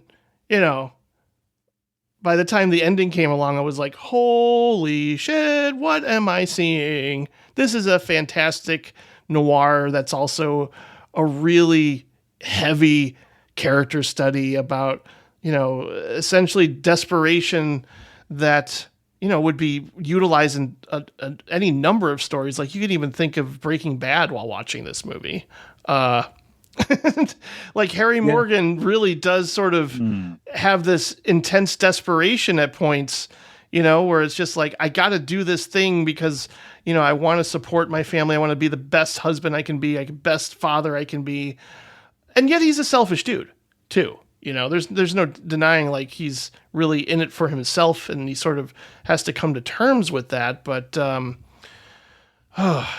the things that happen to the people around him, it's just, even what his wife goes through, it's just like, she suddenly is like, well, it's clear that you're more attracted to this other femme fatale that's coming into your life, so maybe I'm going to change my hair to make you happier and make you appreciate me even more. But I don't know, the husband and wife relationship in this movie is really interesting for that time period, because you can tell there's genuine sexual attraction between the two of them. It's not like overt, and certainly, I think this is at a time when people were just on the edge about, like, direct expressions of sexual intensity or desire. But I really get the feeling those two love each other when they're, in the kitchen together or whatever. But I love everything about this movie too. I really, really do. I want to hear more from the both of you, because I don't know if I've ever heard your thoughts on this film, certainly. And I'm excited to hear them, because for me, this is right up there with the great works of Curtiz. Well, and I love that you picked this film. I'm going to save some of my comments for later. But I will say that, you picking it meant I actually had to go watch it. I had not seen this before. And I think I really understand why you love it so much. It has so much honest emotion in it. Mm-hmm. And it has so much, again, some of that same, tension of somebody trying to do what's right, and getting pulled into a lot of darkness around him. And of course, that's, one of the great noir, plots. But at the same time, he's a family man. That's what I think. It's because, like, in noir, it's always like the loner, certainly just like somebody who's maybe desperate to be in love or has intense attraction towards somebody. And that's why he gets swept into this underworld or whatever. But here, I just think that John Garfield's character, he's like, he wants to be an everyman in some ways, Yeah. I mean, the cast in this movie is almost as good, and in some ways better, than the cast in Casablanca. And to me, what makes me say that is when I went and I looked at the movies that were connected to this movie, almost every single cast member in this film was in other major films. I think the cast in this film, you've got the original Invasion of the Body Snatchers, Freaks, the Christopher Reeve Superman, The Day the Earth Stood Still, Kiss Me Deadly, Wow. The Postman Always Rings Twice, On the Waterfront. It just goes on and on and on. And that's without even doing like a full bore, look into what everybody that's in this movie. There's even a guy in this movie, and I love this guy. His name's Will Campbell, and he's in Star Trek in a couple of fantastic episodes, including one where he plays a character called Trelane, who is basically a kid who happens to look like an adult who is punished by his alien parents for capturing the crew of the Enterprise and treating them like playthings. So, just a lot of recognizable faces and a lot of cultural history attached to what's going on in the film. And things that make it sort of live beyond itself. I'm really surprised it's not more well known and more written about. And especially now that it's available through the Criterion Collection, everybody. Pick it up, especially this month. Mike, what do you think of The Breaking Point? Yeah, so we can move on from that other movie that's based on the same book. What did I think of it? Well, I'm just still floored by comparing this cast to the cast of Casablanca, Dave. I'm sorry. This is a great cast, but it is not the cast of Casablanca, one of the all-time great lineups, some of the best chemistry between characters of any film. I feel like John Garfield's character is too much of a loner and alone in his own mind. Mm-hmm. You called him a family man, and I wouldn't go so far to say this is a noir. He's not a rebel out there on his own, but he is drifting away from being a family man. Pun intended, by the way. Sure. Very good one. I approve. He's drifting away from being a family man, and I don't necessarily also feel that he's trying to do the right thing. I feel like he's a good man that's trying to do the wrong thing. For a lot of we definitely see him being pulled farther and farther in the direction of getting more and more involved with crime and more dangerous crime. And, I guess I'm seeing different little bit, reading his character a little bit of a different way. So I like this movie a lot. It is no Casablanca, but it is an excellent film with, complex characters, with a complex character and I think the comparison to Breaking Bad, it's like Breaking Bad before Breaking Bad. And in fact, it has breaking in the title. No surprise. He reaches his breaking point. I think it has a lot of the Hemingway elements I like. The, strong, silent man, the man that's like being attacked by, I think they downplayed it in the movie, but I imagine that it's upplayed in the book by weaker men and women. Like the women, he's being pulled by these two women who they're kind of representing the two directions. I liked it quite a bit. I would say I would give it probably 3.5 stars and call it good. But Dave, I can't follow you to comparing this cast with Casablanca. Well, I do think that if you track the cast of Casablanca, they just don't appear in as many classic films. I mean, yeah, Bogey appears in a lot of classic films, and so does Peter Lorre and Ingrid Bergman. Yeah, I'm not doing resume comparisons. I'm saying the chemistry in the depiction of the characters in Casablanca is classic and rarely surpassed. And yeah, but this movie is good. Yeah, I mean, I guess my point is this: there's a couple different ways to watch movies, and I think particularly when you're watching older movies. When you're watching older movies, you often recognize characters that you've seen elsewhere. You recognize actors that you've seen elsewhere, and actors that have come to embody certain things in cinema. Actors that always played the old man, actors that always played the heavy, or the mall or the sidekick. And I think that, I mean, there's a couple other movies here. One Flew Over the Cuckoo's Nest, Spartacus. Some of the most recognizable actors in Hollywood are in this one movie. And for people that grew up watching classic cinema, particularly catching it on TV as they were growing up, I think that this is really a rich cast. Yeah, I don't think Garfield and Patricia O'Neill are Bogey and Bergman, but I don't think there are any slouches in this movie. This is a very well acted movie with a very very interesting conflict, and that heads towards a really interesting sort of denouement. So yeah, I'm a big fan of this film. A very, very sad, dark ending. I think that's what gets to me. Maybe that's what makes me elevate it to a degree, is just like, oh man, this is a real big downer for, yes, this certainly selfish guy who, probably clearly got in way over his head to the degree where he's practically on his deathbed. And then, what happens to, the son at the very end? I'm just like, oh, I don't know. I feel like there's an extra emotion, like a punch in the gut with this movie for me, towards the end, that I think because when I see something from this era, sometimes I don't expect that level of darkness necessarily. But Garfield died 2 years later at the age of 39. Yeah.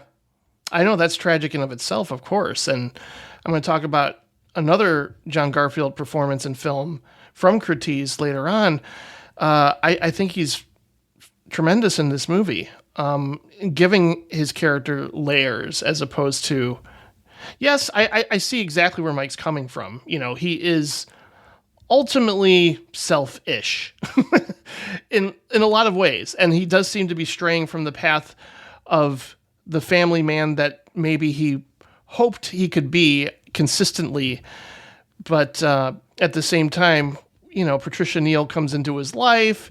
He starts to think he can be doing more and gain more, possibly just because, hey, he has a boat and he can do things other people can't. And he wants to hold on to this, source of income and adventure, and I mean, it's what he does for a living, is by driving this boat. And I just kind of am in awe of his trajectory, and certainly that internal struggle he's facing with, like, well, I could be this loyal, loving husband and father, but I'm so drawn to this other side. I'm so drawn to not just the woman, that the femme fatale that's seducing me for, whatever reasons, but he's gaining power.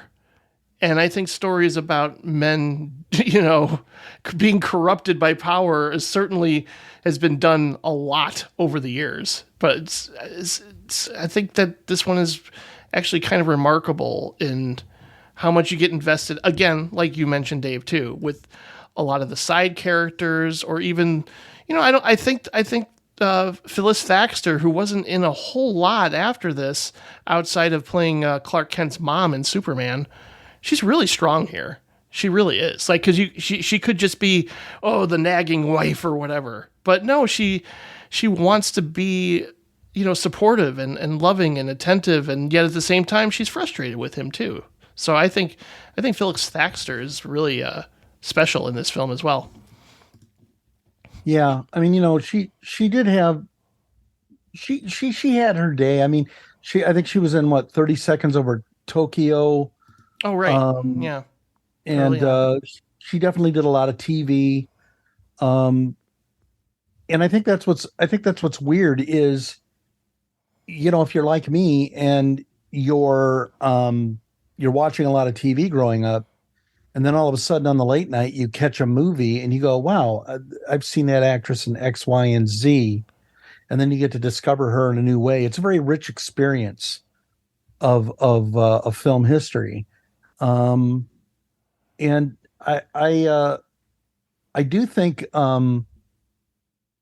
I don't know. It's funny. I got to meet Patricia Neal before she died at a screening of The Day the Earth Stood Still. I was manning her autograph table.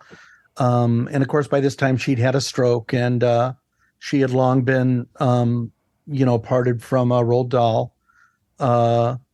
She, was a fascinating person. And even at that age, I think by then she was 80 years old when I met her, or 81 years old. And she talked actually about all these different directors and people that she worked with. And what it was like. Yeah. She worked with everybody. And yet there was also that sense in which she really had to fight to survive. And you look at these actresses like her and Betty Davis and Joan Crawford that at least managed to survive to a large degree and continue working. But then you look at people like Phyllis Thaxter, who should have worked more and should have had more opportunity. I agree. And just weren't given it. Yeah. And I do think that the confrontation with the gangsters at the end is really intense. I'm assuming Scorsese is a fan.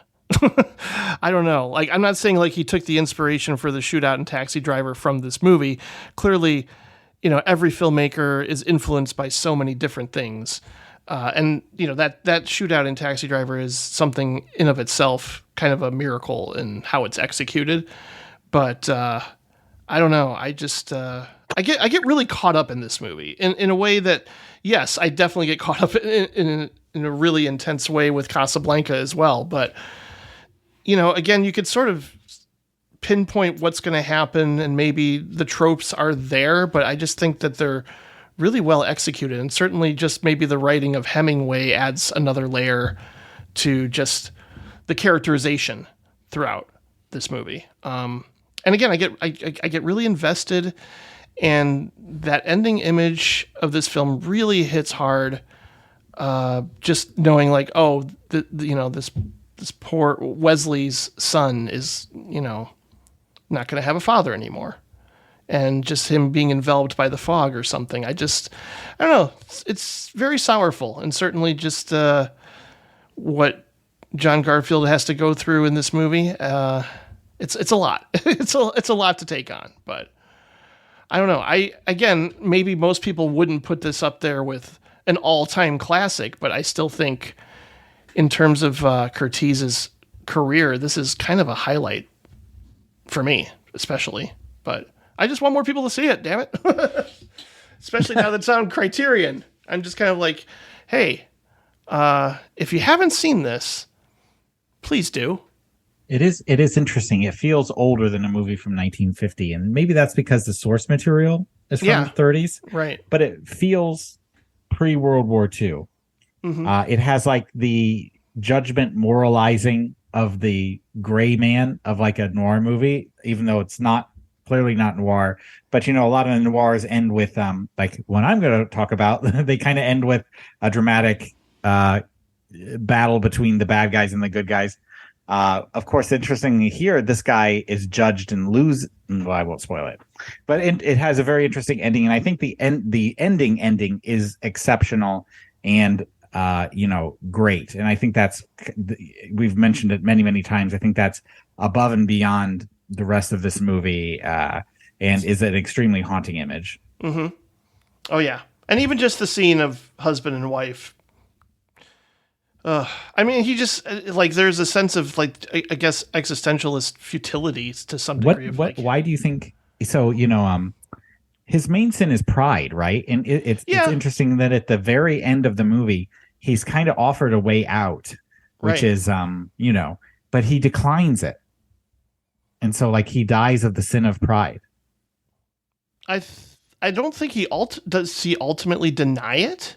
Because I think he eventually... My interpretation was he was refusing to do that thing that could possibly save him. I think in the end, though, he wanted her to be by his side, and he wanted to move on and not do that thing. Or, well, he did do that thing. I think he did do that thing. Like, he was carried away in an ambulance. Is he? What do you think, Dave? No, I my interpretation is very different. Oh, he's gone at the end of that movie. You know, I mean, we don't have to necessarily say we can do either spoilers, but I mean, how else would you interpret that final ending shot? Yeah. Well, I mean, I think the idea... He's critically wounded, that's for sure. Well, yeah. And the idea, either way, of the kid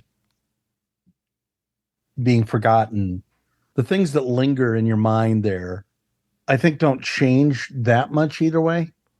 You're still left with a really problematic character who made a lot of bad choices, and probably realized too late.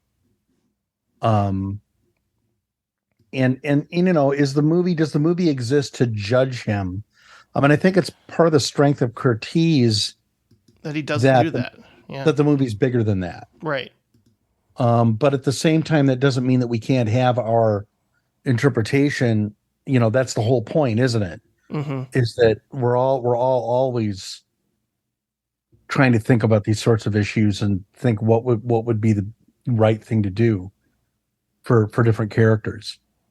You know, one of my favorite movies is Night in the City with Richard Widmark.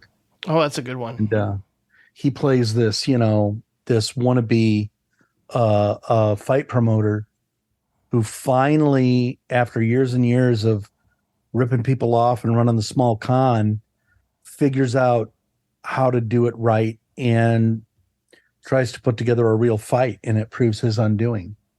And you watch his past basically close around him. And we talk a lot about that in noir, but there's a very present feeling to what happens to him. And you know, the justness or the unjustness of it, it's you know, to me, it's cautionary, either way. Yeah, and I do like a good, complex, cautionary tale, and certainly pride is his sin. And is this a cautionary tale? Well, is there judgment or is there not? It's not a cautionary tale if there's no judgment. I would say there is no judgment, but there's ways to judge it. In other words, you can feel good or bad about his final choices, but they still leave the same place. And it still leaves you with an uncomfortable sort of ambiguity that I think is cautionary. Yeah, I would agree with that. And again, I'm not used to the ambiguity sort of taking, you know, front and center from this time period. I mean, there's clearly examples of that. And you can find those probably in a lot of Hemingway and Curtiz films. But usually there's like a sense of definite resolution. And maybe, you know, we're differing a little bit as to how it ends. And to me, I think that's a good thing in a way. Like, maybe, you know, I think we should go there because I am fascinated to continue this. Well, it's going to be super spoilery, but I mean, I don't mind having that interpretation that he's gone at the end of that movie. I just thought there's like she pleads with the Coast Guard officer that he's going to make it, that he's going to pull through, but we see him close his eyes, right? Right. I'm assuming that he could either be going to sleep or he's dead. Either way, you know. I mean, my guess is that he probably died, but part of me was like wants to be hopeful that he's going to survive too. Do you get a definite sense that he's gone at the end of that movie? Like there's just I get a definite sense that he's gone. Okay. Both in the reaction of the Coast Guard person and her desperation in the final shot. Mm-hmm. Like I don't see like it would be pretty. That final shot's doesn't give me a sense of hope for the future. Yeah, no, that's true. I mean, and also the final shot is about, you know, his dear friend, you know, his partner on the boat being gone for good, for sure. There's no doubt about that. And he, you know, now the son is an orphan, right? And that's a sense of tragedy right there for sure. Dave, since we're spoiling it, what do you think happens at the end of this movie? I'm just curious because I don't know. I could you read it either way?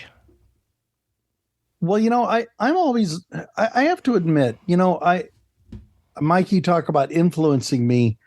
Oddly enough, I think one of the ways I feel like you've influenced me more is in not necessarily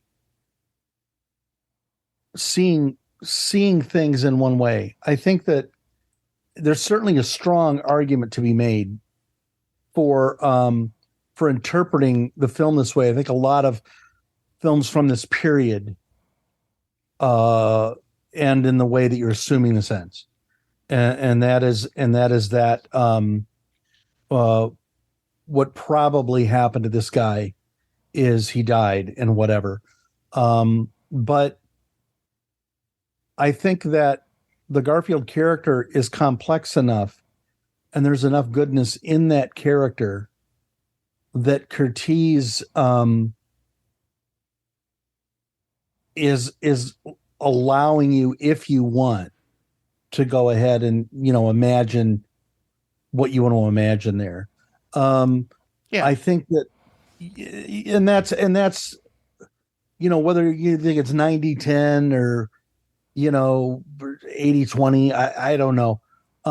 But the fact that it's there, I think either one of those makes for really interesting conversations. You know, there's a great film by David Cronenberg based on a really good graphic novel called The History of Violence. And The History of Violence ends on a note of real ambiguity. And yet what it does is it shows you the awfulness of what someone has done and where their choices have led them. But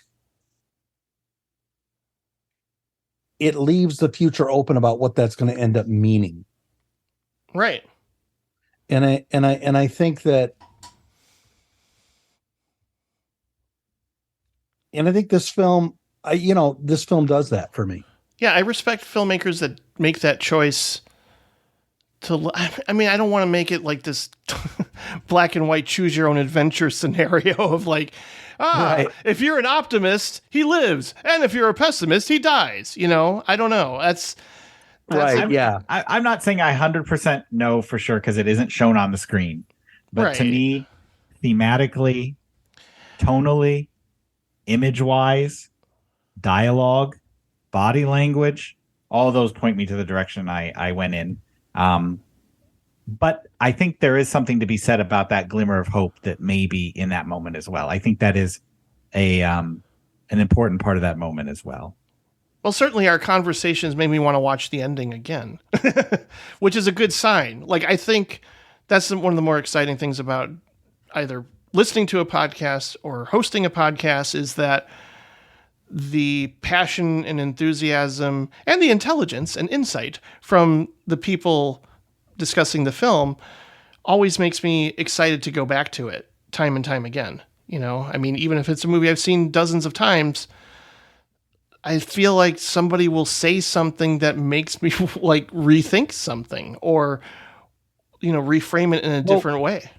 Well, the interesting thing too here is, you know, we've discussed two very different films that also are in some ways very much alike.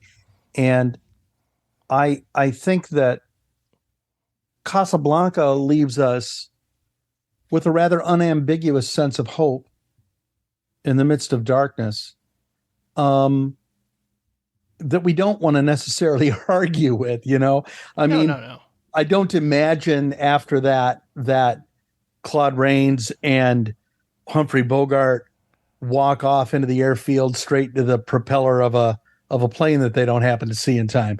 You know, I kind of, have, some expectations, some fantasy, if you will, about where I want to see that struggle continue and those characters move. And here, I do think, Mike, you're right. I think that there is a sense definitely of you don't want to wind up where the Garfield character is wound up. There isn't this sense of, hey, things worked out anyway. Isn't that great? For sure. So. And if he lives, he's going to lose his arm, and that's sad. I mean, there's just, I don't know. Either scenario is not good, and I also think Mike is right in thematically and certainly with the tone of the film, and it sort of would lead up to that. I would not necessarily argue that point. I mean, it is pitch black. It's a dark film. And if it led up to that, it would make complete sense. I think, I don't know, maybe the optimist in me is shining through a little bit. Like, I just even if he did all these horrible things, I would like to see him, find redemption and certainly be able to be go back to the life that he had and knowing that he has support from his wife and family. But it's probably, probably not. There's that great moment at the end of The Exorcist where Inspector Kinderman walks up to Chris McNeil as they're leaving the house. And she says, what about, or he says, what about, and he motions to Reagan. And Chris McNeil says, yeah, she doesn't remember a thing. And you go, whatever. She doesn't remember a thing. I mean, yeah, okay, but at the same time, we realize that's not really the point of the story. Right. And so it really isn't that important in a lot of ways. And it even has something to say about how we like to deal with tragedy and everything else. So this movie is, it's definitely a movie of its time. I think way more than Casablanca. But even like Mike said, skewing maybe even a little bit early. And I think that it has, I don't know, it has, movies from this period can feel a little bit like comfort food. They provide the requisite thrills and chills, and we all have movies that we like to go back to over and over and over again, because they lead us through a predictable, sort of like feeling. I just think that there's, there are movies like this, like Casablanca or Sunset Boulevard, that you watch and you go, wow, every single time. And there are other movies that made you feel like somebody took the time to tell you a worthwhile story. Mm-hmm. And yeah. I felt like this was probably more in that category. Oh yeah. Thank you, Hemingway. Yeah. You did it. No, this is great. Not Hemingway's greatest book. No. Of course not. Greatest work, but also not Curtiz's. Just good, solid filmmaking that, that at times transcends its own artifice. Yeah. Well, there's you mentioned certain films being comfort food. I often wonder the movies that we go back to that cause a different experience in us. Would those be considered discomfort food? Like your Requiem for a Dream or Henry Portrait of a Serial Killer, like movies that you kind of have a morbid curiosity to go back to and revisit because they made you feel discomfort and horrible in certain ways. Right. I just think there are movies like that nowadays where you go, oh, yeah. The older I get, through the ringer. The older I get, the more movies I put on the list of, not watching that while I'm home alone at the apartment. And, not just because it might be scary, but because it just might be really like, what do you do with Requiem for a Dream? I mean, what do you do with that? Yeah. You watch it once and you go, oh my God. And then if you make movies, you go, okay, I might watch this for a lot of different reasons. I might watch this if I'm writing about it. I'm not, this is not a movie I'm probably going to watch all the time. And I think everybody has a different list of those. Oh yeah. Yeah. That could be its own podcast, really, of like just those movies that are one timers, but at the same time, you kind of want to go back.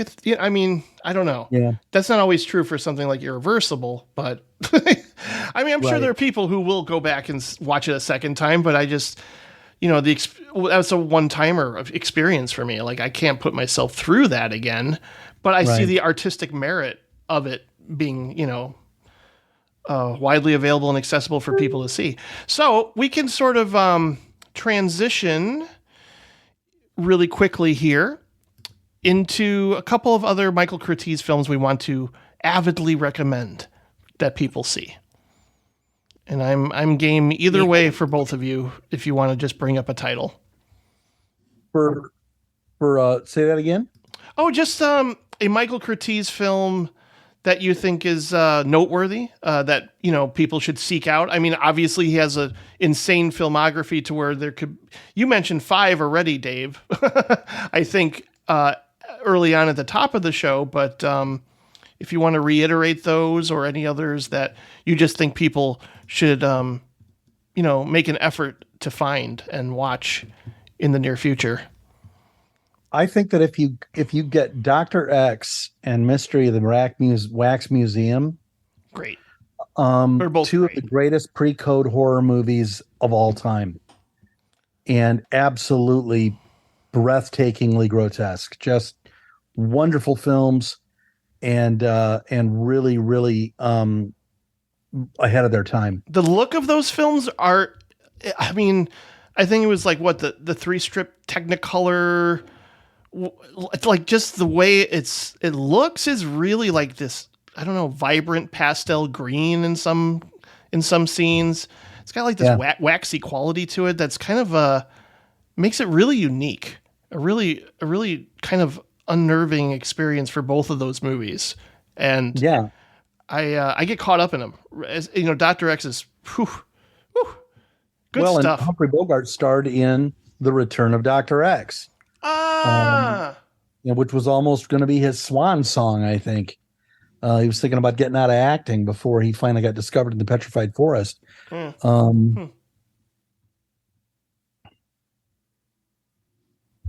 Well. Yeah. I guess I have some. I have two that I have seen of his that I think are notable. I don't know. Probably seen more than that, and I didn't know it was him. But all right, we were talking about comfort food. We were talking about classic actors.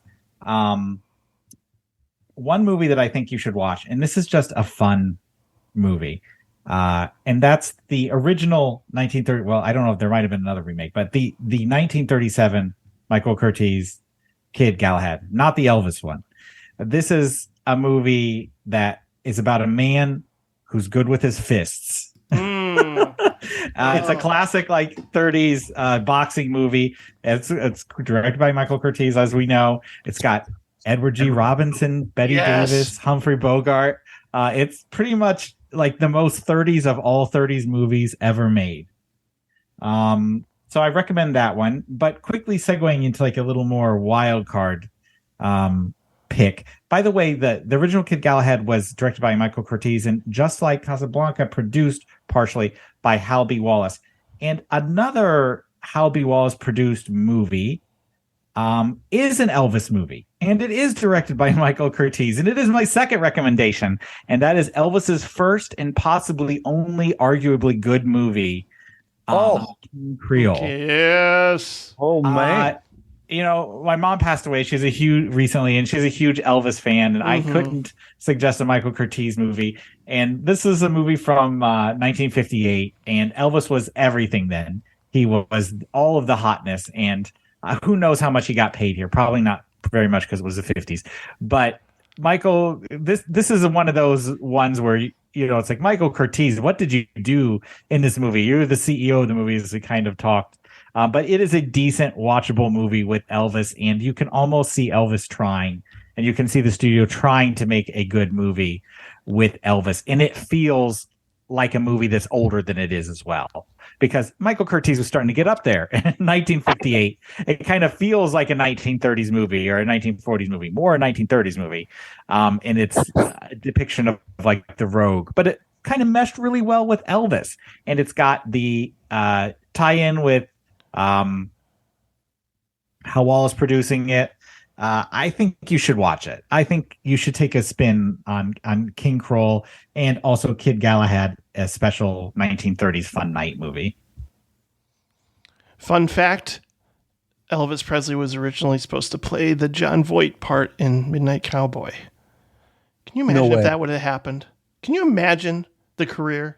He was dead though, right? What? No, I swear. When did Midnight Cowboy come out? I think even Sergio said that. Midnight Cowboy came out in 1969? You're right. You know, it's hard to imagine Elvis lived like another decade. It's hard to think that. Oh, it's hard to that's wild. that, Elvis, that era Elvis being that fit. He was probably would have had to lose some weight for the role, just like I think he had to for King Creole, and shave his sideburns. And you know there's another the 68 comeback special. He was in pretty good shape. That's true. There's another Michael Curtiz connection with Kid Creole, and that is that Carolyn Jones is in that film.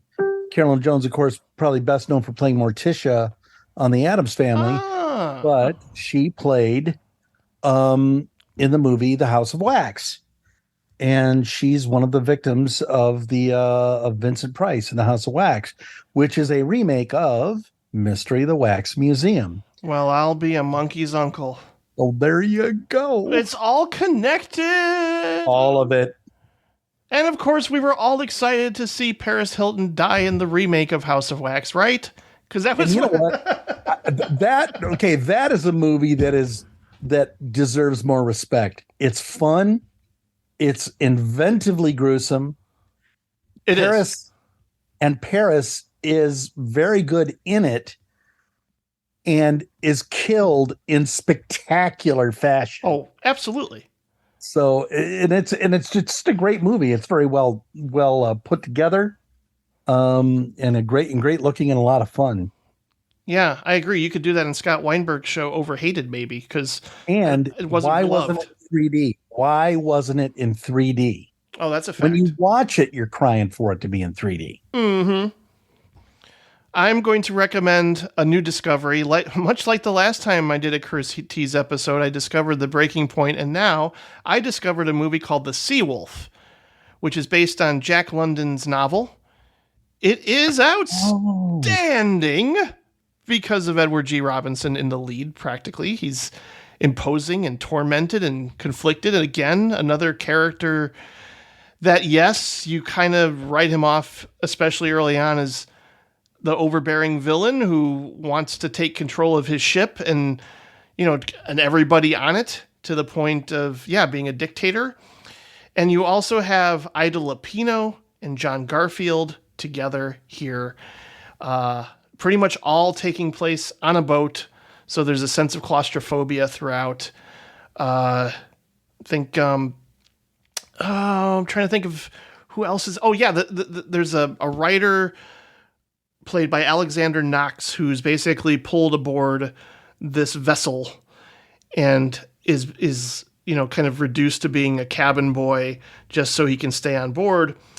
And he sort of becomes privy to all these, conflicts going on, but the main one being between Ida Lupino and John Garfield, who are sort of developing some sort of chemistry together for, obvious reasons. They're just drawn towards one another. And the fact that, John Garfield sort of goes out of his way to help her in a lot of different scenarios. But at the same time, you're watching this for Edward G. Robinson being larger than life. It's unforgettable. He's brooding and insecure and just so downright playfully evil. And you're on board for this, no pun intended, on board for this entire experience of just a lot of opposing conflicts and personalities on this aboard this boat. And who knows what happens to this boat? Does it crash and do crazy things happen as a result of that? Well, you're going to have to track this one down as well.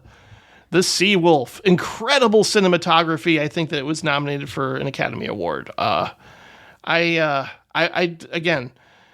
I think the only thing that keeps it from being a full-blown masterpiece is that Ida Lupino's character she starts out as something more interesting with a lot of dimension, but then winds up kind of being nothing more than a love interest, which is disappointing, given it sort of hints at something more early on.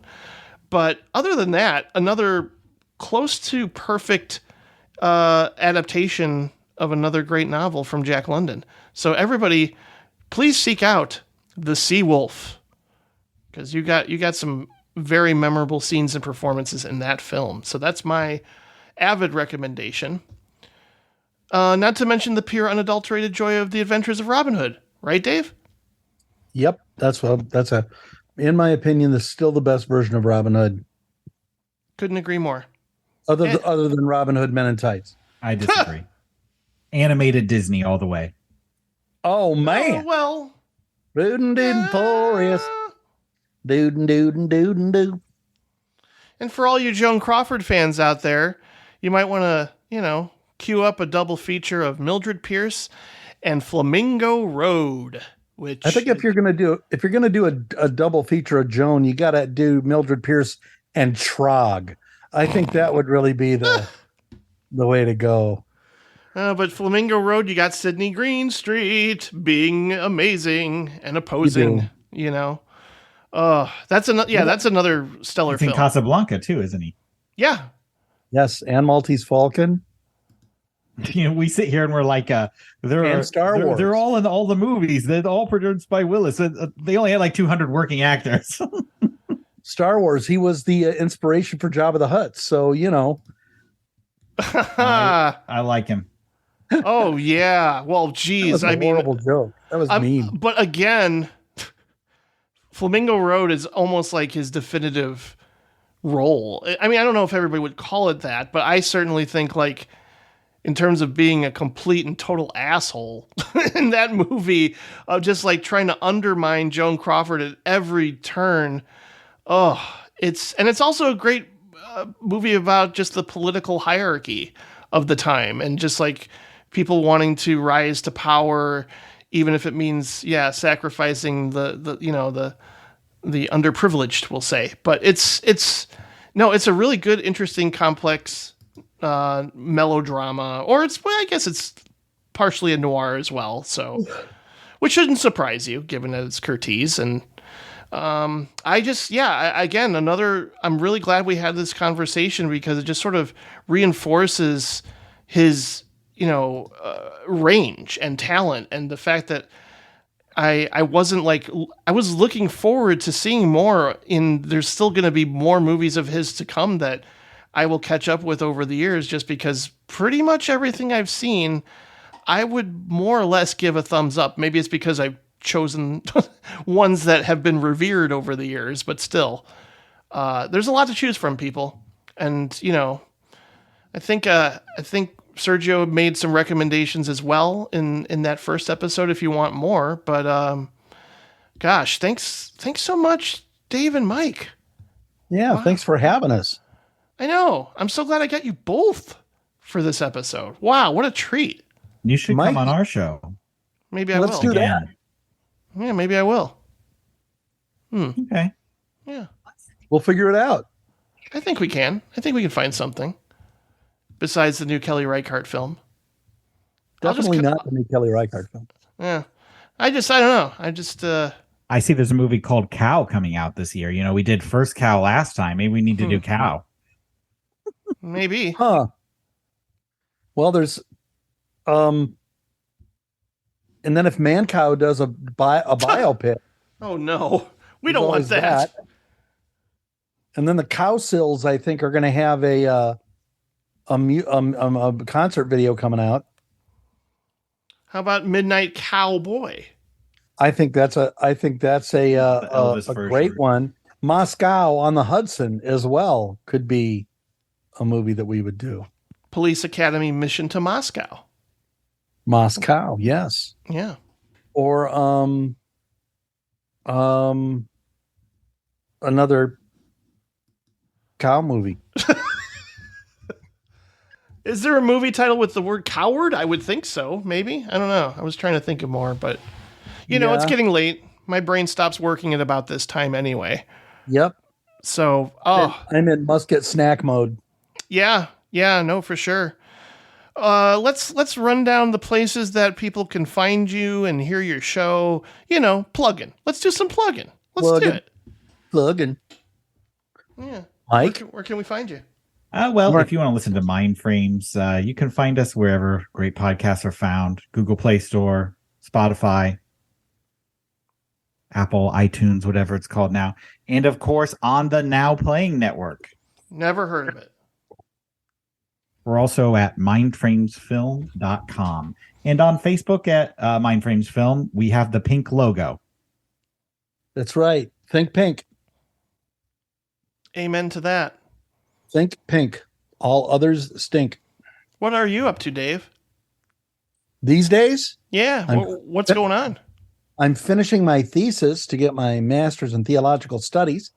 It's on information and how it took over the church in the 1970s and led to satanic panic. Oh. I'm also working on a one-man show called Confessions of a Creature Feature Preacher, and continuing to write reviews for ScreenAnarchy.com. I'll have a review on The Menu up this weekend. Mike, I don't know if you should have reservations about The Menu. I think it's I want to know how many movies about murder and high art cooking are there going to be this year? Flux Gourmet, The Menu. Oh, I don't mind that. I don't mind that, especially when I'm happy to watch there's one more. The Effete guy. Well, actually, there's been a lot of movies about kind of rich versus poor. Oh, I'll say Ready or Not. The Platform was another really good one. I think this film fits well within that. I do think that I kind of call this the soup course of those kinds of movies. It's a good lead in. It's got some complexity, but it's fairly content just to be really, really fun. And I think it does a good job.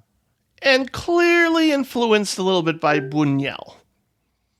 You know, Exterminating Angel, quality, a discreet charm of the bourgeoisie. Especially, I and those are two of my favorite movies, so I'm a fan. So there's some good stuff to look forward to. I do have, I don't want to say reservations. I'm not going to walk in with certain biases or necessarily like, oh, I don't know, but I don't know about The Whale as much as I'm looking forward to it. I just don't know.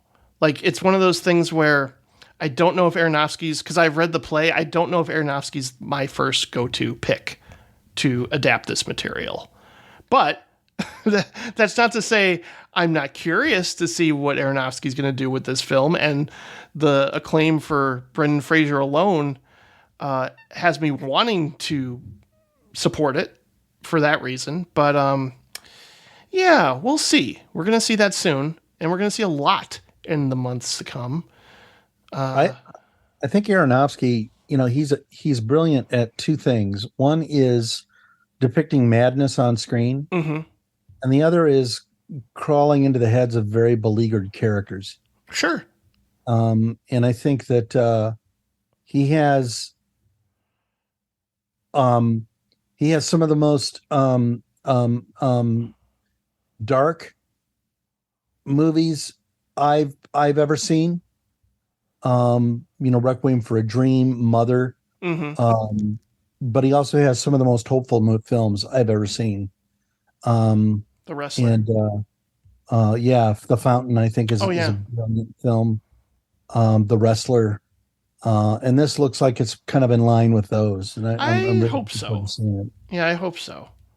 It's a tough sit. It's going to be, I mean, as somebody who's struggled with binge eating to some degree. I don't want it to say like, oh, this movie's going to be a little triggering if I just see him, eating himself to death. But, I think I just have, I don't know. It could be a one-timer. That's just my feeling. I don't want to say it for sure how, what he's going to do with the ending or not, but yeah, we'll get to that one, as well as so many other films, to round out award season that I'm excited to hear your thoughts on, of course, over on the Mindframes podcast. And everybody else, if you're really curious to keep following me for some reason, go to directorsclubpodcast.com. It's a pretty good site. I've managed to archive pretty much everything I've ever been on, I believe, including guest spots. I created a whole wild archive of links for if you just want to hear me continue rambling some more about this art form that I love. And stay tuned, because there's going to be the year-end episode coming. And I believe Bill, his next episode for December, and what a Christmas present this will be, he's doing an episode with Sam Deegan on Ken Russell. Oh, man. Oh, man is right. Oh, yeah. I know. That's going to be something special, and I think that might be one of our bigger episodes. That's just my prediction. So stay tuned for that, everybody. And, I'll be seeing you soon. Happy holidays. Stay safe. And much love to my two guests today. They really brought their A game, as I knew they would. So thank you so much, guys. Thanks much. All right. Later, Tater. Hey. Good night.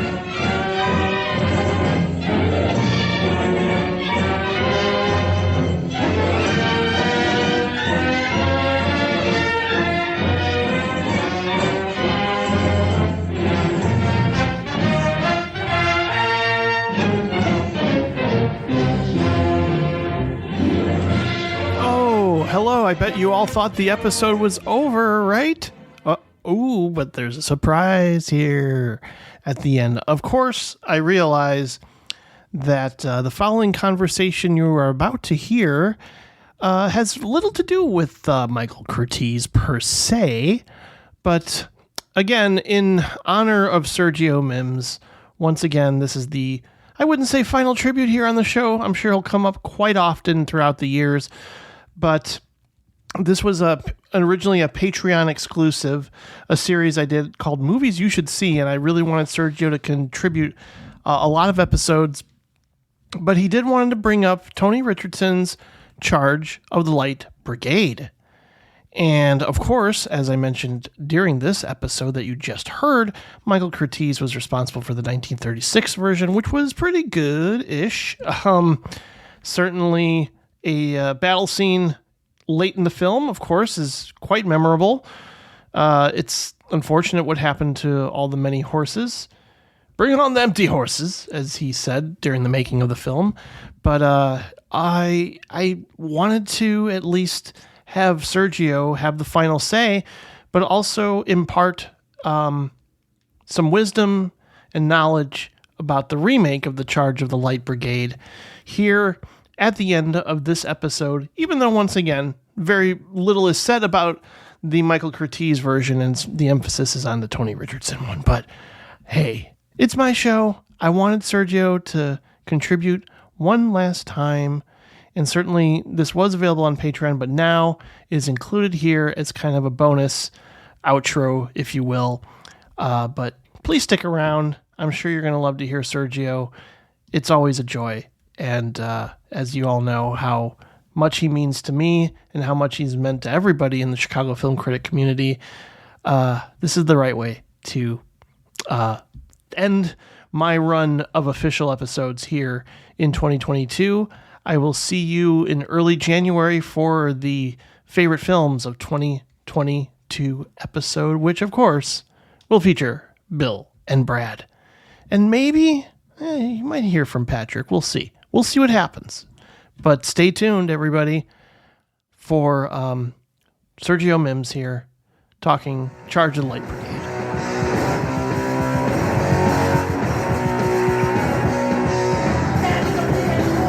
Hello, everyone, and welcome to Movies You Should See, a bonus Patreon podcast where a guest comes on with a recommendation of possibly something obscure or something that they're passionate about, and they want you to see it as well.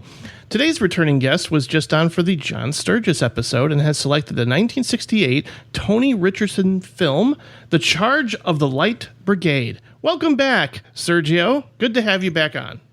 Well, thank you. Actually, this is kind of difficult. There's so many obscure movies. There are millions of obscure movies. And,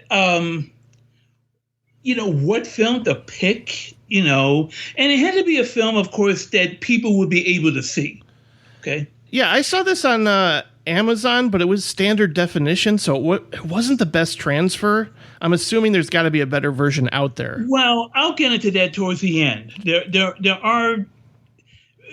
a DVD, which is not great. There are two. Well, I'll get into that towards the end. But I was racking my brains on what to talk about, and I don't know what came to me, but I decided to talk about Tony Richardson's The Charge of the Light Brigade, which I think is a really good and really fascinating film. A correction, something to make clear.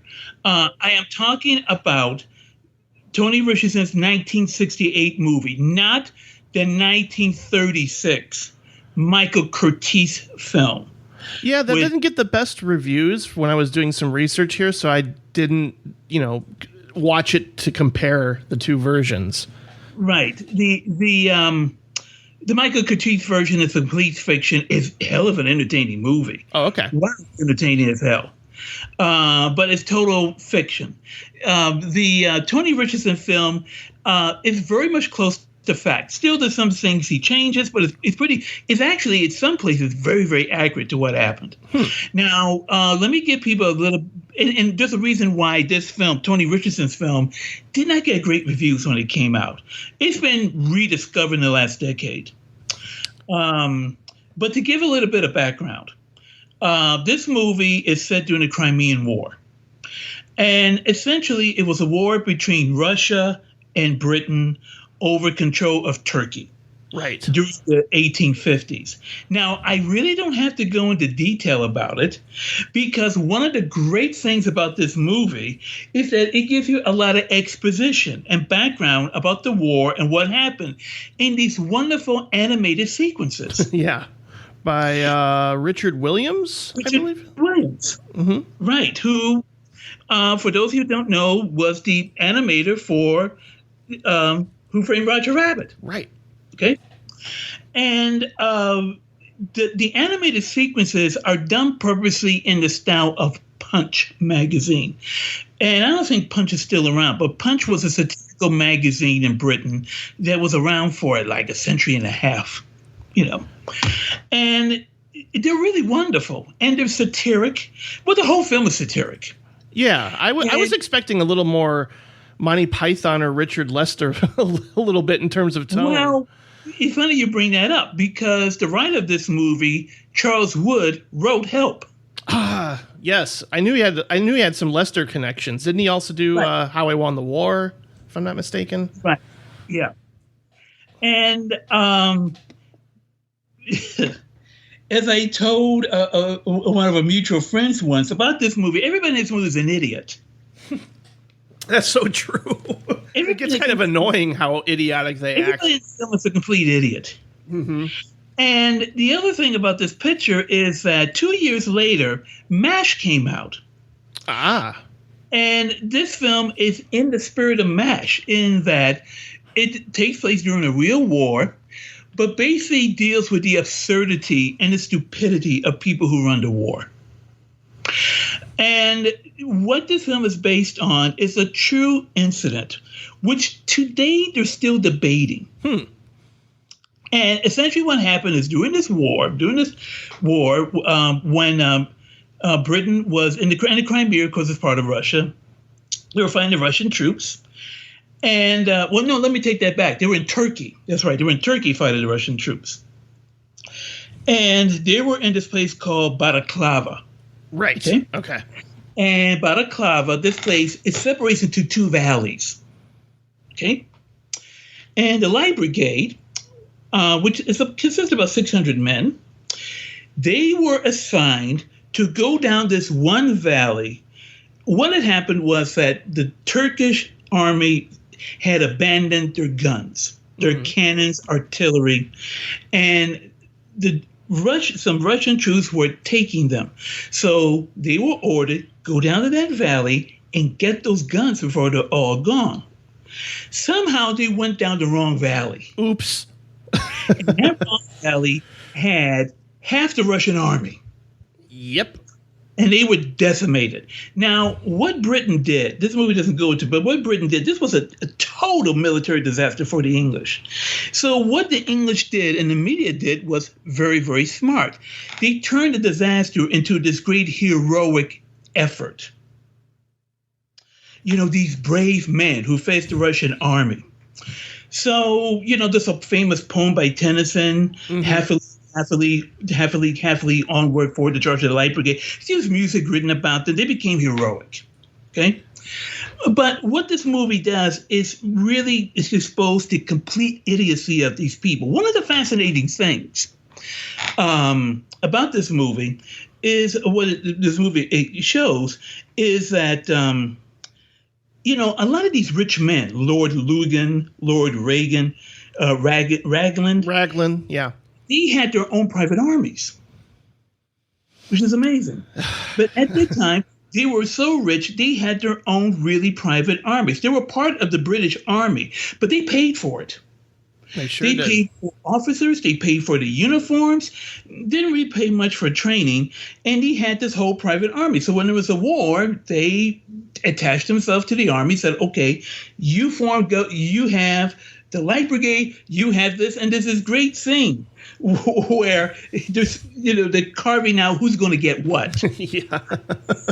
And it was like, Lucan? That is it? You know, they complain about Cardigan, right. And this is one of those films where every British actor who was available for a couple days or a couple weeks was in this movie. So you have Trevor Howard. You have David Hemmings. Vanessa Redgrave, who at the time was married to Tony Richardson. I'll go a little brief with Tony Richardson. You had Harry Andrews, Sir John Gielgud. You had a lot of British actors. You know, where's Laurence Olivier? I guess he wasn't available. Yeah, I was going to say. Where's Anthony Hopkins? Not Anthony Hopkins. Richard Attenborough. I guess he wasn't available. Yeah. So, needless to say, this movie got terrible reviews in England when it came out. It kind of really hurt Richardson's career because Richardson started out in the British theater, and then he went into filmmaking, and he did what they called the British kitchen sink films. You know, about movies about working class life in England, like Saturday Night, Sunday Morning, A Taste of Honey, The Entertainer with Laurence Olivier, which I really would check out, where he plays a broken down, washed up music hall entertainer who just makes everybody's life miserable. Ooh, that sounds good. Yeah, I mentioned to you, some British films, especially from this era, are kind of a blind spot, and I mentioned that to Keith Gordon when he wanted to talk a bit about Lindsay Anderson with Oh Lucky Man.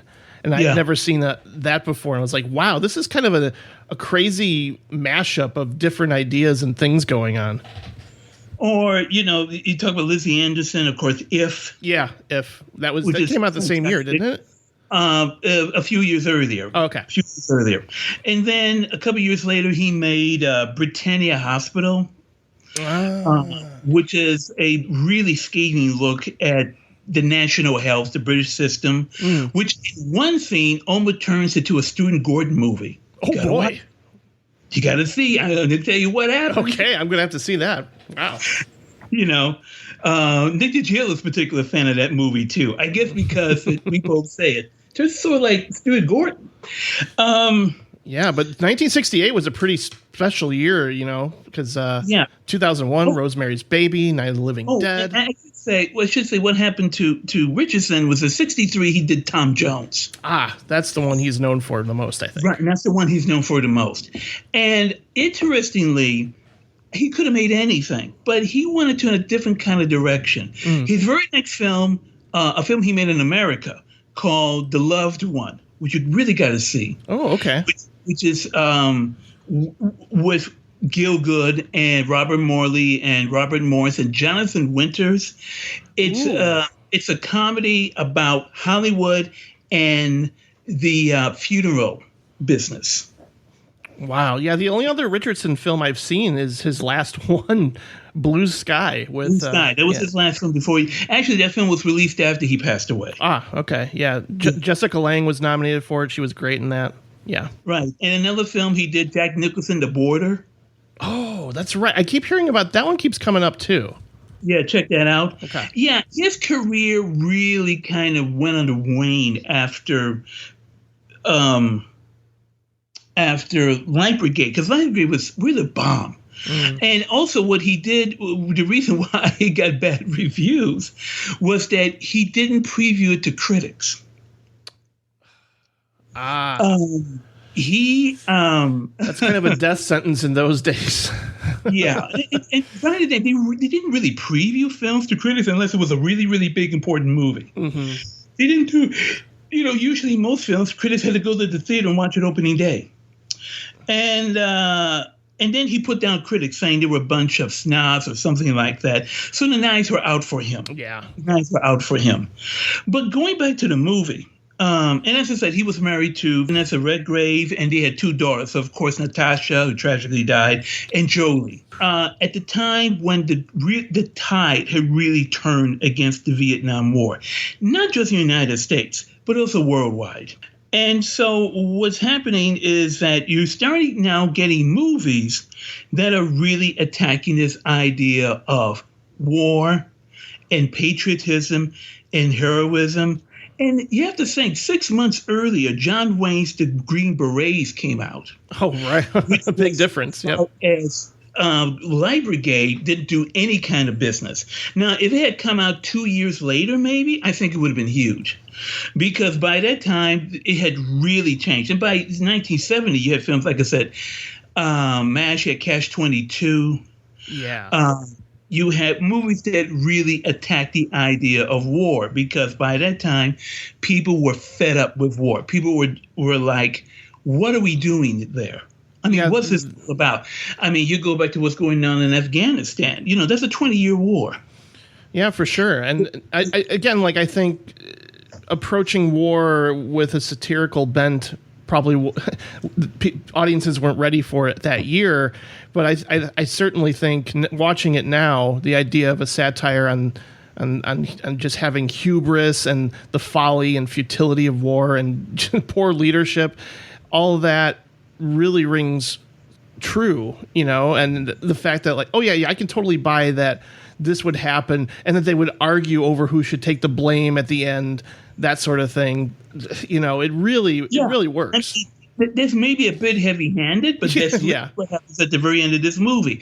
At the last scene, they're all blaming, pointing fingers at it. It was you. It was you. It was you. It was you. It was you. Everybody's pointing fingers at everybody. Everybody's a moron. Everybody's egotistical. That scene involving the black bottle. Oh, that's so good. That's true. That really happened. But it didn't happen to Nolan, played by David Hammond. Played to another guy. It was another officer. But what happened? It's wrote down. It's quoted when Nolan goes up to Trevor Howard.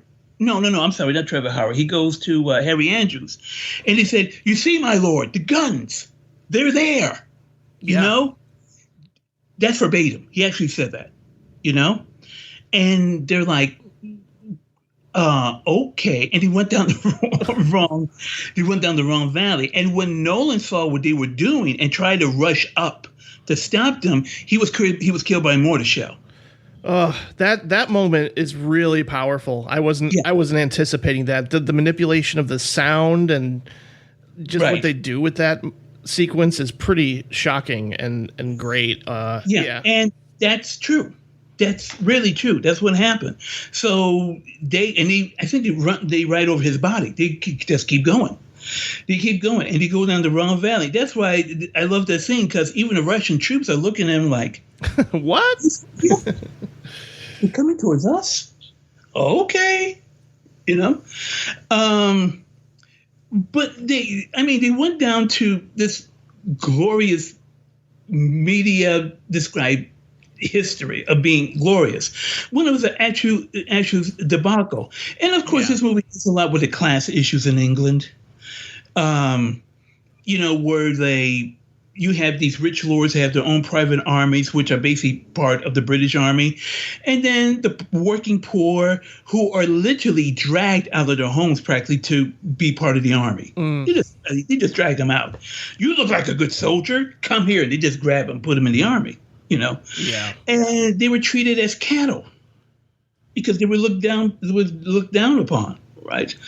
It says a lot about power. Who wields power? Who gets to blame? No one gets to blame. It deals with, as I said, the exploitation of the working class. It deals with so many issues in this film, and it's easy to make Trevor Howard's character, Raglan, the bad guy, because he's so cartoonish. Yeah, and he's super racist, and just the way he treats Nolan is awful. Or the way he treats that woman in the, Oh yeah. I stuck the saddle. He's a cartoon. He's a buffoon. Right. And one of the also things about England at the time was that this was coming the golden period of the 60s in England. The 70s were a bad time for England. It was a bad time in the United States. England went through a real decline in the 1970s. A real decline. Economically, politically. It seems like there was a strike every week. You had one weak government followed by another, which is why when Thatcher came in 1980, even though she was an abomination, they looked at her as a savior. Yes. Because, a conservative government was in, and maybe they could change things around. And she made the rich very rich. And it's kind of reflective of what Reagan brought to us in the 80s. Yeah, right. Thanks. Yeah, the 70s were, Jimmy Carter and Reagan. Nixon. And then Reagan comes in, and then people that, he's going to save. No. No, he's just going to make things worse. That's what this film is reflecting. It's reflected on British culture at the time, British culture of the time. It is a condemnation of war.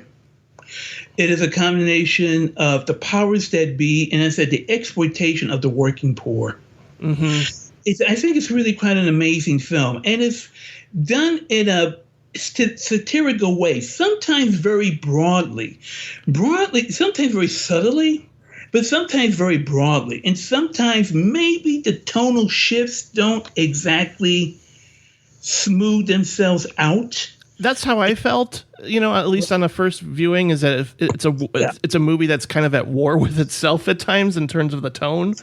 Those animation sequences are really great, and they kind of showcase like the jingoistic media and their interpretation of the events, like you said, how they played it out very differently than it actually was.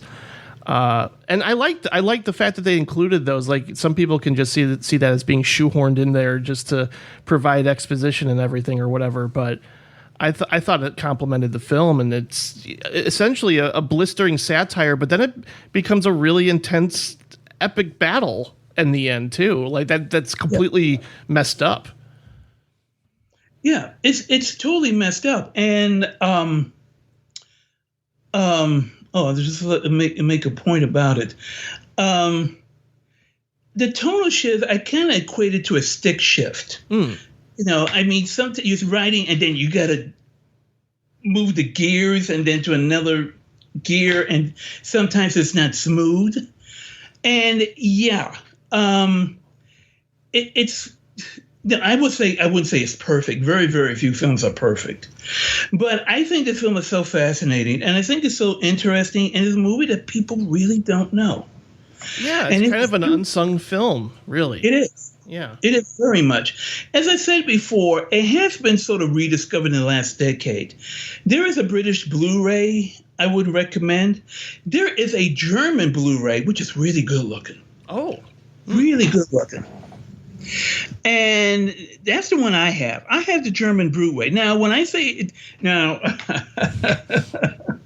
when I say German Blu-ray, yes, it's the titles the covers in German. It's but it has an English soundtrack. I mean, you can listen to it in German. You can listen to it with an English soundtrack. Okay, and it's a really good Blu-ray. It's really good. It's very good. There are some extras in it. I mean, like background about the director and everything, but it's all in German. But it has never been released in the United States in Blu-ray. As I said, there is an old MGM Fox DVD you can still get. I think it's not anamorphic, you know. I think it's particularly good looking. I used to have that, but I got this German Blu-ray a few years ago. It's pretty good. It's a region B. Oh, wait a minute. I think it could be an all region. That would be nice. If you will allow me, I can check in a few seconds if this is an all region. Sure. But, it's funny because I recently had to get because I'm going to guest on a podcast next month to talk a bit about both versions of Invaders from Mars. And the only way I can get the Tobe Hooper edition was getting I believe it was a German Blu-ray. And, really? Yeah, I want to say it was German. Yeah, let's face it, the original is still superior. I think Tobe Hooper blew it. I think he blew it. It's a mess, but I kind of like it. Yeah, I will tell this to people who are listening. It's worth the investment to get an all-region Blu-ray. 100%, yeah. It is worth the investment. I have so many, Region 2 Blu-rays that I really do recommend getting one, because there's still a lot of Blu-rays that are not available in the United States. And sometimes some of the titles are ridiculous. I go like, this is not available on Blu-ray United States? Well, you do a whole show talking about that with Eric, and it's great. Right. Yeah.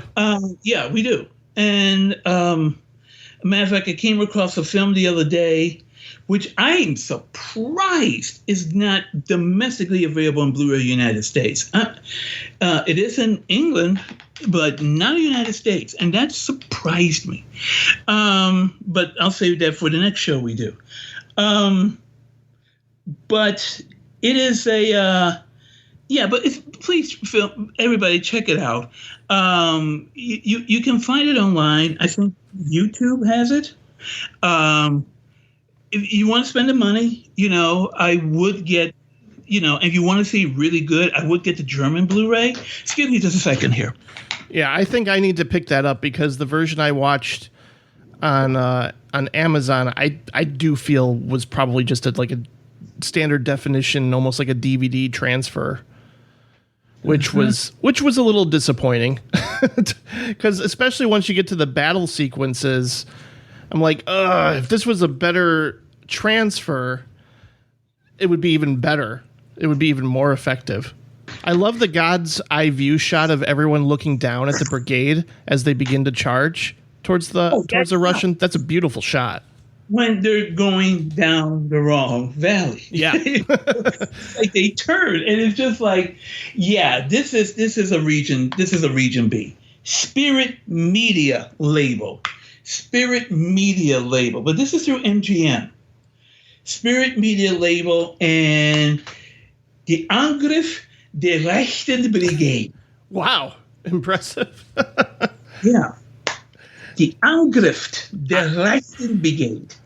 Achtung. I don't know. I think this should be released here in the States. Maybe Kino Lorber, and you could do the wonderful commentaries that you do. Well, now they're waiting for it. De junge Officer Nolan muss in Regiment von Lord Cardigan in die Krimkeit zeichnen.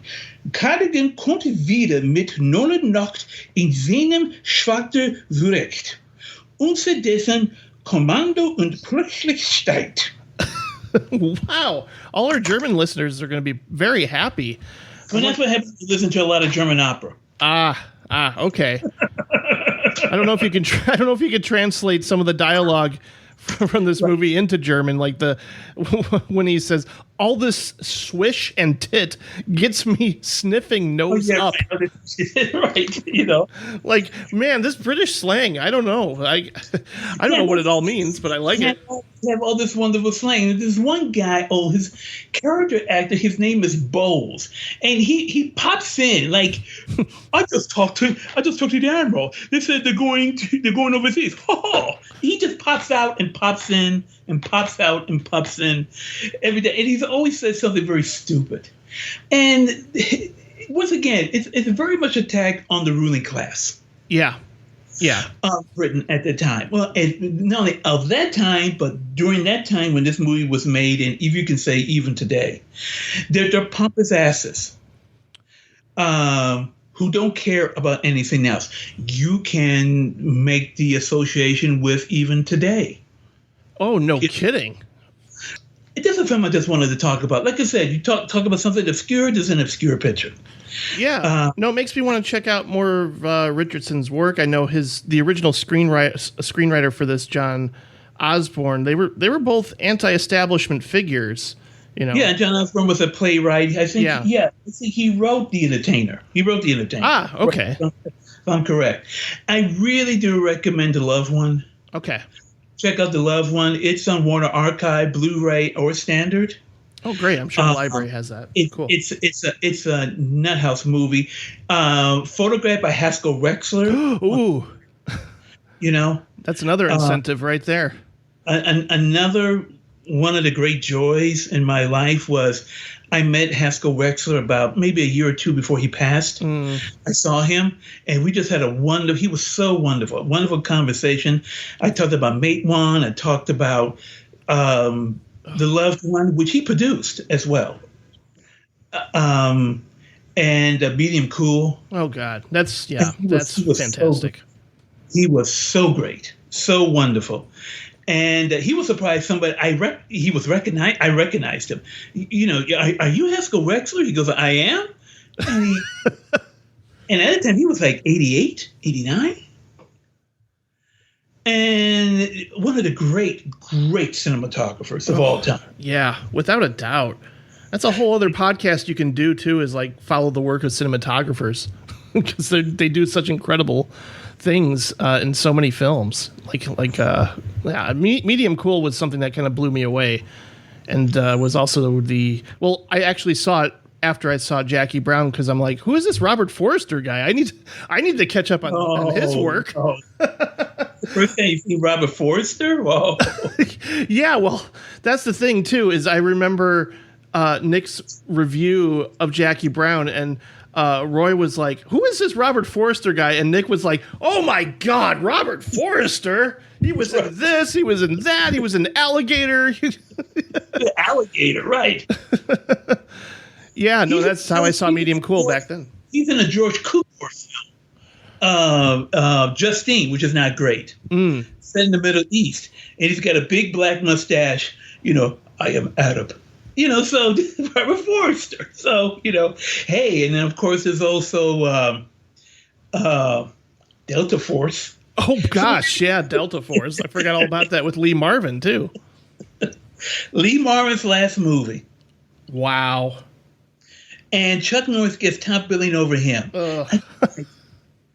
Chuck Norris gets top billing over an Academy Award-winning Hollywood legend? Hey, it was the 80s, man. The mid to late 80s. Missing in Action. Good God. Yeah. Invasion USA.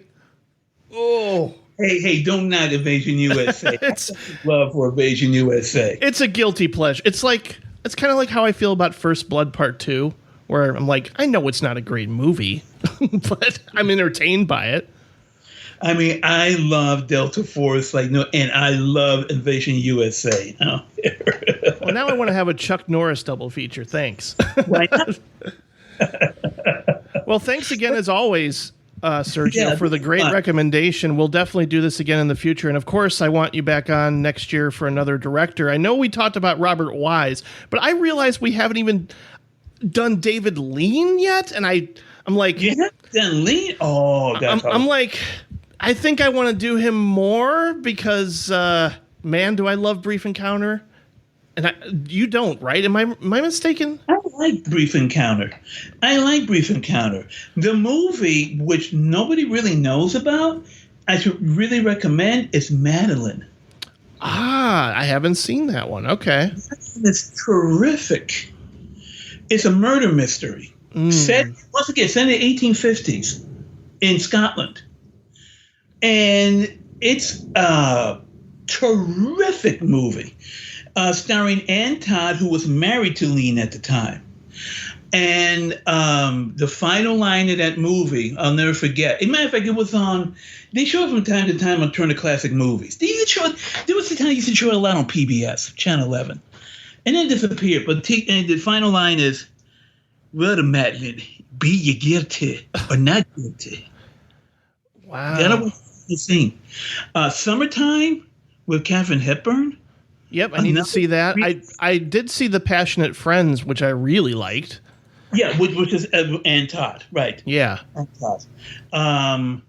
Madeline with Katharine Hepburn, which she did in '55. Matter of fact, that's one of the films I picked for not on Blu-ray. Right. Yeah, I remember you mentioning that. So I think I wouldn't mind doing David Lean for sure. That's a lovely, lovely picture. And then right after that, he went to the big David Lean. After that, River Kwai and, Lawrence of Arabia, which is a terribly misunderstood movie. See, that's a good conversation to have then. I think we should do that because I'd be curious to hear your take. Because it's very much in sync with Light Brigade. Yeah. Because no, that's a good point. What happened in the movie, when we go going back to Light Brigade, the Britain comes in, even Gielgud, poor sick little Turkey. Oh, the right, and Turkey was the main part of the Ottoman Empire, which stretched from the Balkans to the Middle East to North Africa. Okay, it was in decline. It was the Ottoman Empire was gone after World War I. Right. And all the countries, Britain and France, they all carved it up, and came out with Iraq and all this stuff. They carved it all up for themselves. And what happened was that Britain wanted to get in because they wanted Turkey for themselves. Of course. And you look at Lawrence of Arabia, people say it's a movie about colonialism. No, it's a movie attacking colonialism. It's about how these powers get this very naive guy to convince, to join, to get all these various Arab tribes to rise up against Turkey, because Turkey was on the side of Germany in World War I, knowing that at the end they were going to carve it up. That's what the movie's all about. Yeah, I can see that. Yeah, I can see that totally. Because he said, we need a patsy. Right. We need a guy who can come in and somehow he can convince these Arab tribes to come together, and then we'll carve them up. And that's what they did. That's why that final scene in the movie is so overwhelmingly powerful. When, Lawrence is leaving and he's covered in dust from the road. Yeah. Everything is dust. His dreams are dust. That's true. Everything is dust. Because the Brits came in and they just carved it up, And Lawrence of Arabia has my favorite line in any movie. Which is Anthony Quinn when Peter O'Toole convinces to attack Aqaba because there's going to be all this gold there. And Anthony Quinn says, my mother mated with a scorpion. That's the line. Because what he's saying is that I know who I am. I'm evil. I'm greedy. I'm bombastic. That's what he's saying. my mother mated with a scorpion. You got me. Because I'm greedy and venal and selfish. Why? Because my mother mated with a scorpion. That's my absolute favorite line in the movie. That sums it up beautifully, yeah. And I like the line in Charge of the Light Brigade where some soldiers are talking as they're getting ready to prepare for battle, and they say, "Let us show that in the spite of the mistakes and stupidity of those who are set above us, that we can still gain some glory." Yeah. I'm like, that kind of sums up war. Yeah. The ones in charge are dumb, and let's just hope we can come out of this alive and, with some glory to talk about, and that's, this movie really, I was really impressed with it. Like for the first hour or so, I was like, all right, I'm slowly getting into it, but it's a little slow, and then suddenly, bam, it really hooked me. Well, a little bit of trivia. It was actually longer. Sure, I can see that. Yeah, it was longer, and what they did. This is so dirty. What they did. Do you know the actor Lawrence Harvey? I should. Lawrence Harvey's forgotten now, but Lawrence Harvey was a big movie star, like in the 50s and 60s. Okay, he was. Technically, he was Latvian, but he had a British accent and he was British. Okay. And Lawrence Harvey originally wanted to make this movie. He brought the rights to the book that this movie is based on, Charge of the Light Brigade. And when he found out that Tony Richardson and United Artists were going to make this film, he filed suit. So in order to get out of the suit, they said, okay, we'll tell you what, we're going to give you the part of this Polish prince who was the real-life leader of the Heavy Brigade. There was the Light Brigade, there was the Heavy Brigade. Okay? Okay. They cut all his scenes out of the movie. Oh, no. Yeah, because I'm looking him up, and it's like, uncredited. I'm like, oh, okay. He appears briefly in one scene.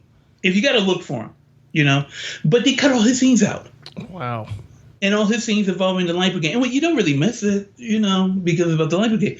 But he wasn't happy about that, I'm sure. But, it was something like 12, 13 minutes longer when it premiered in the UK.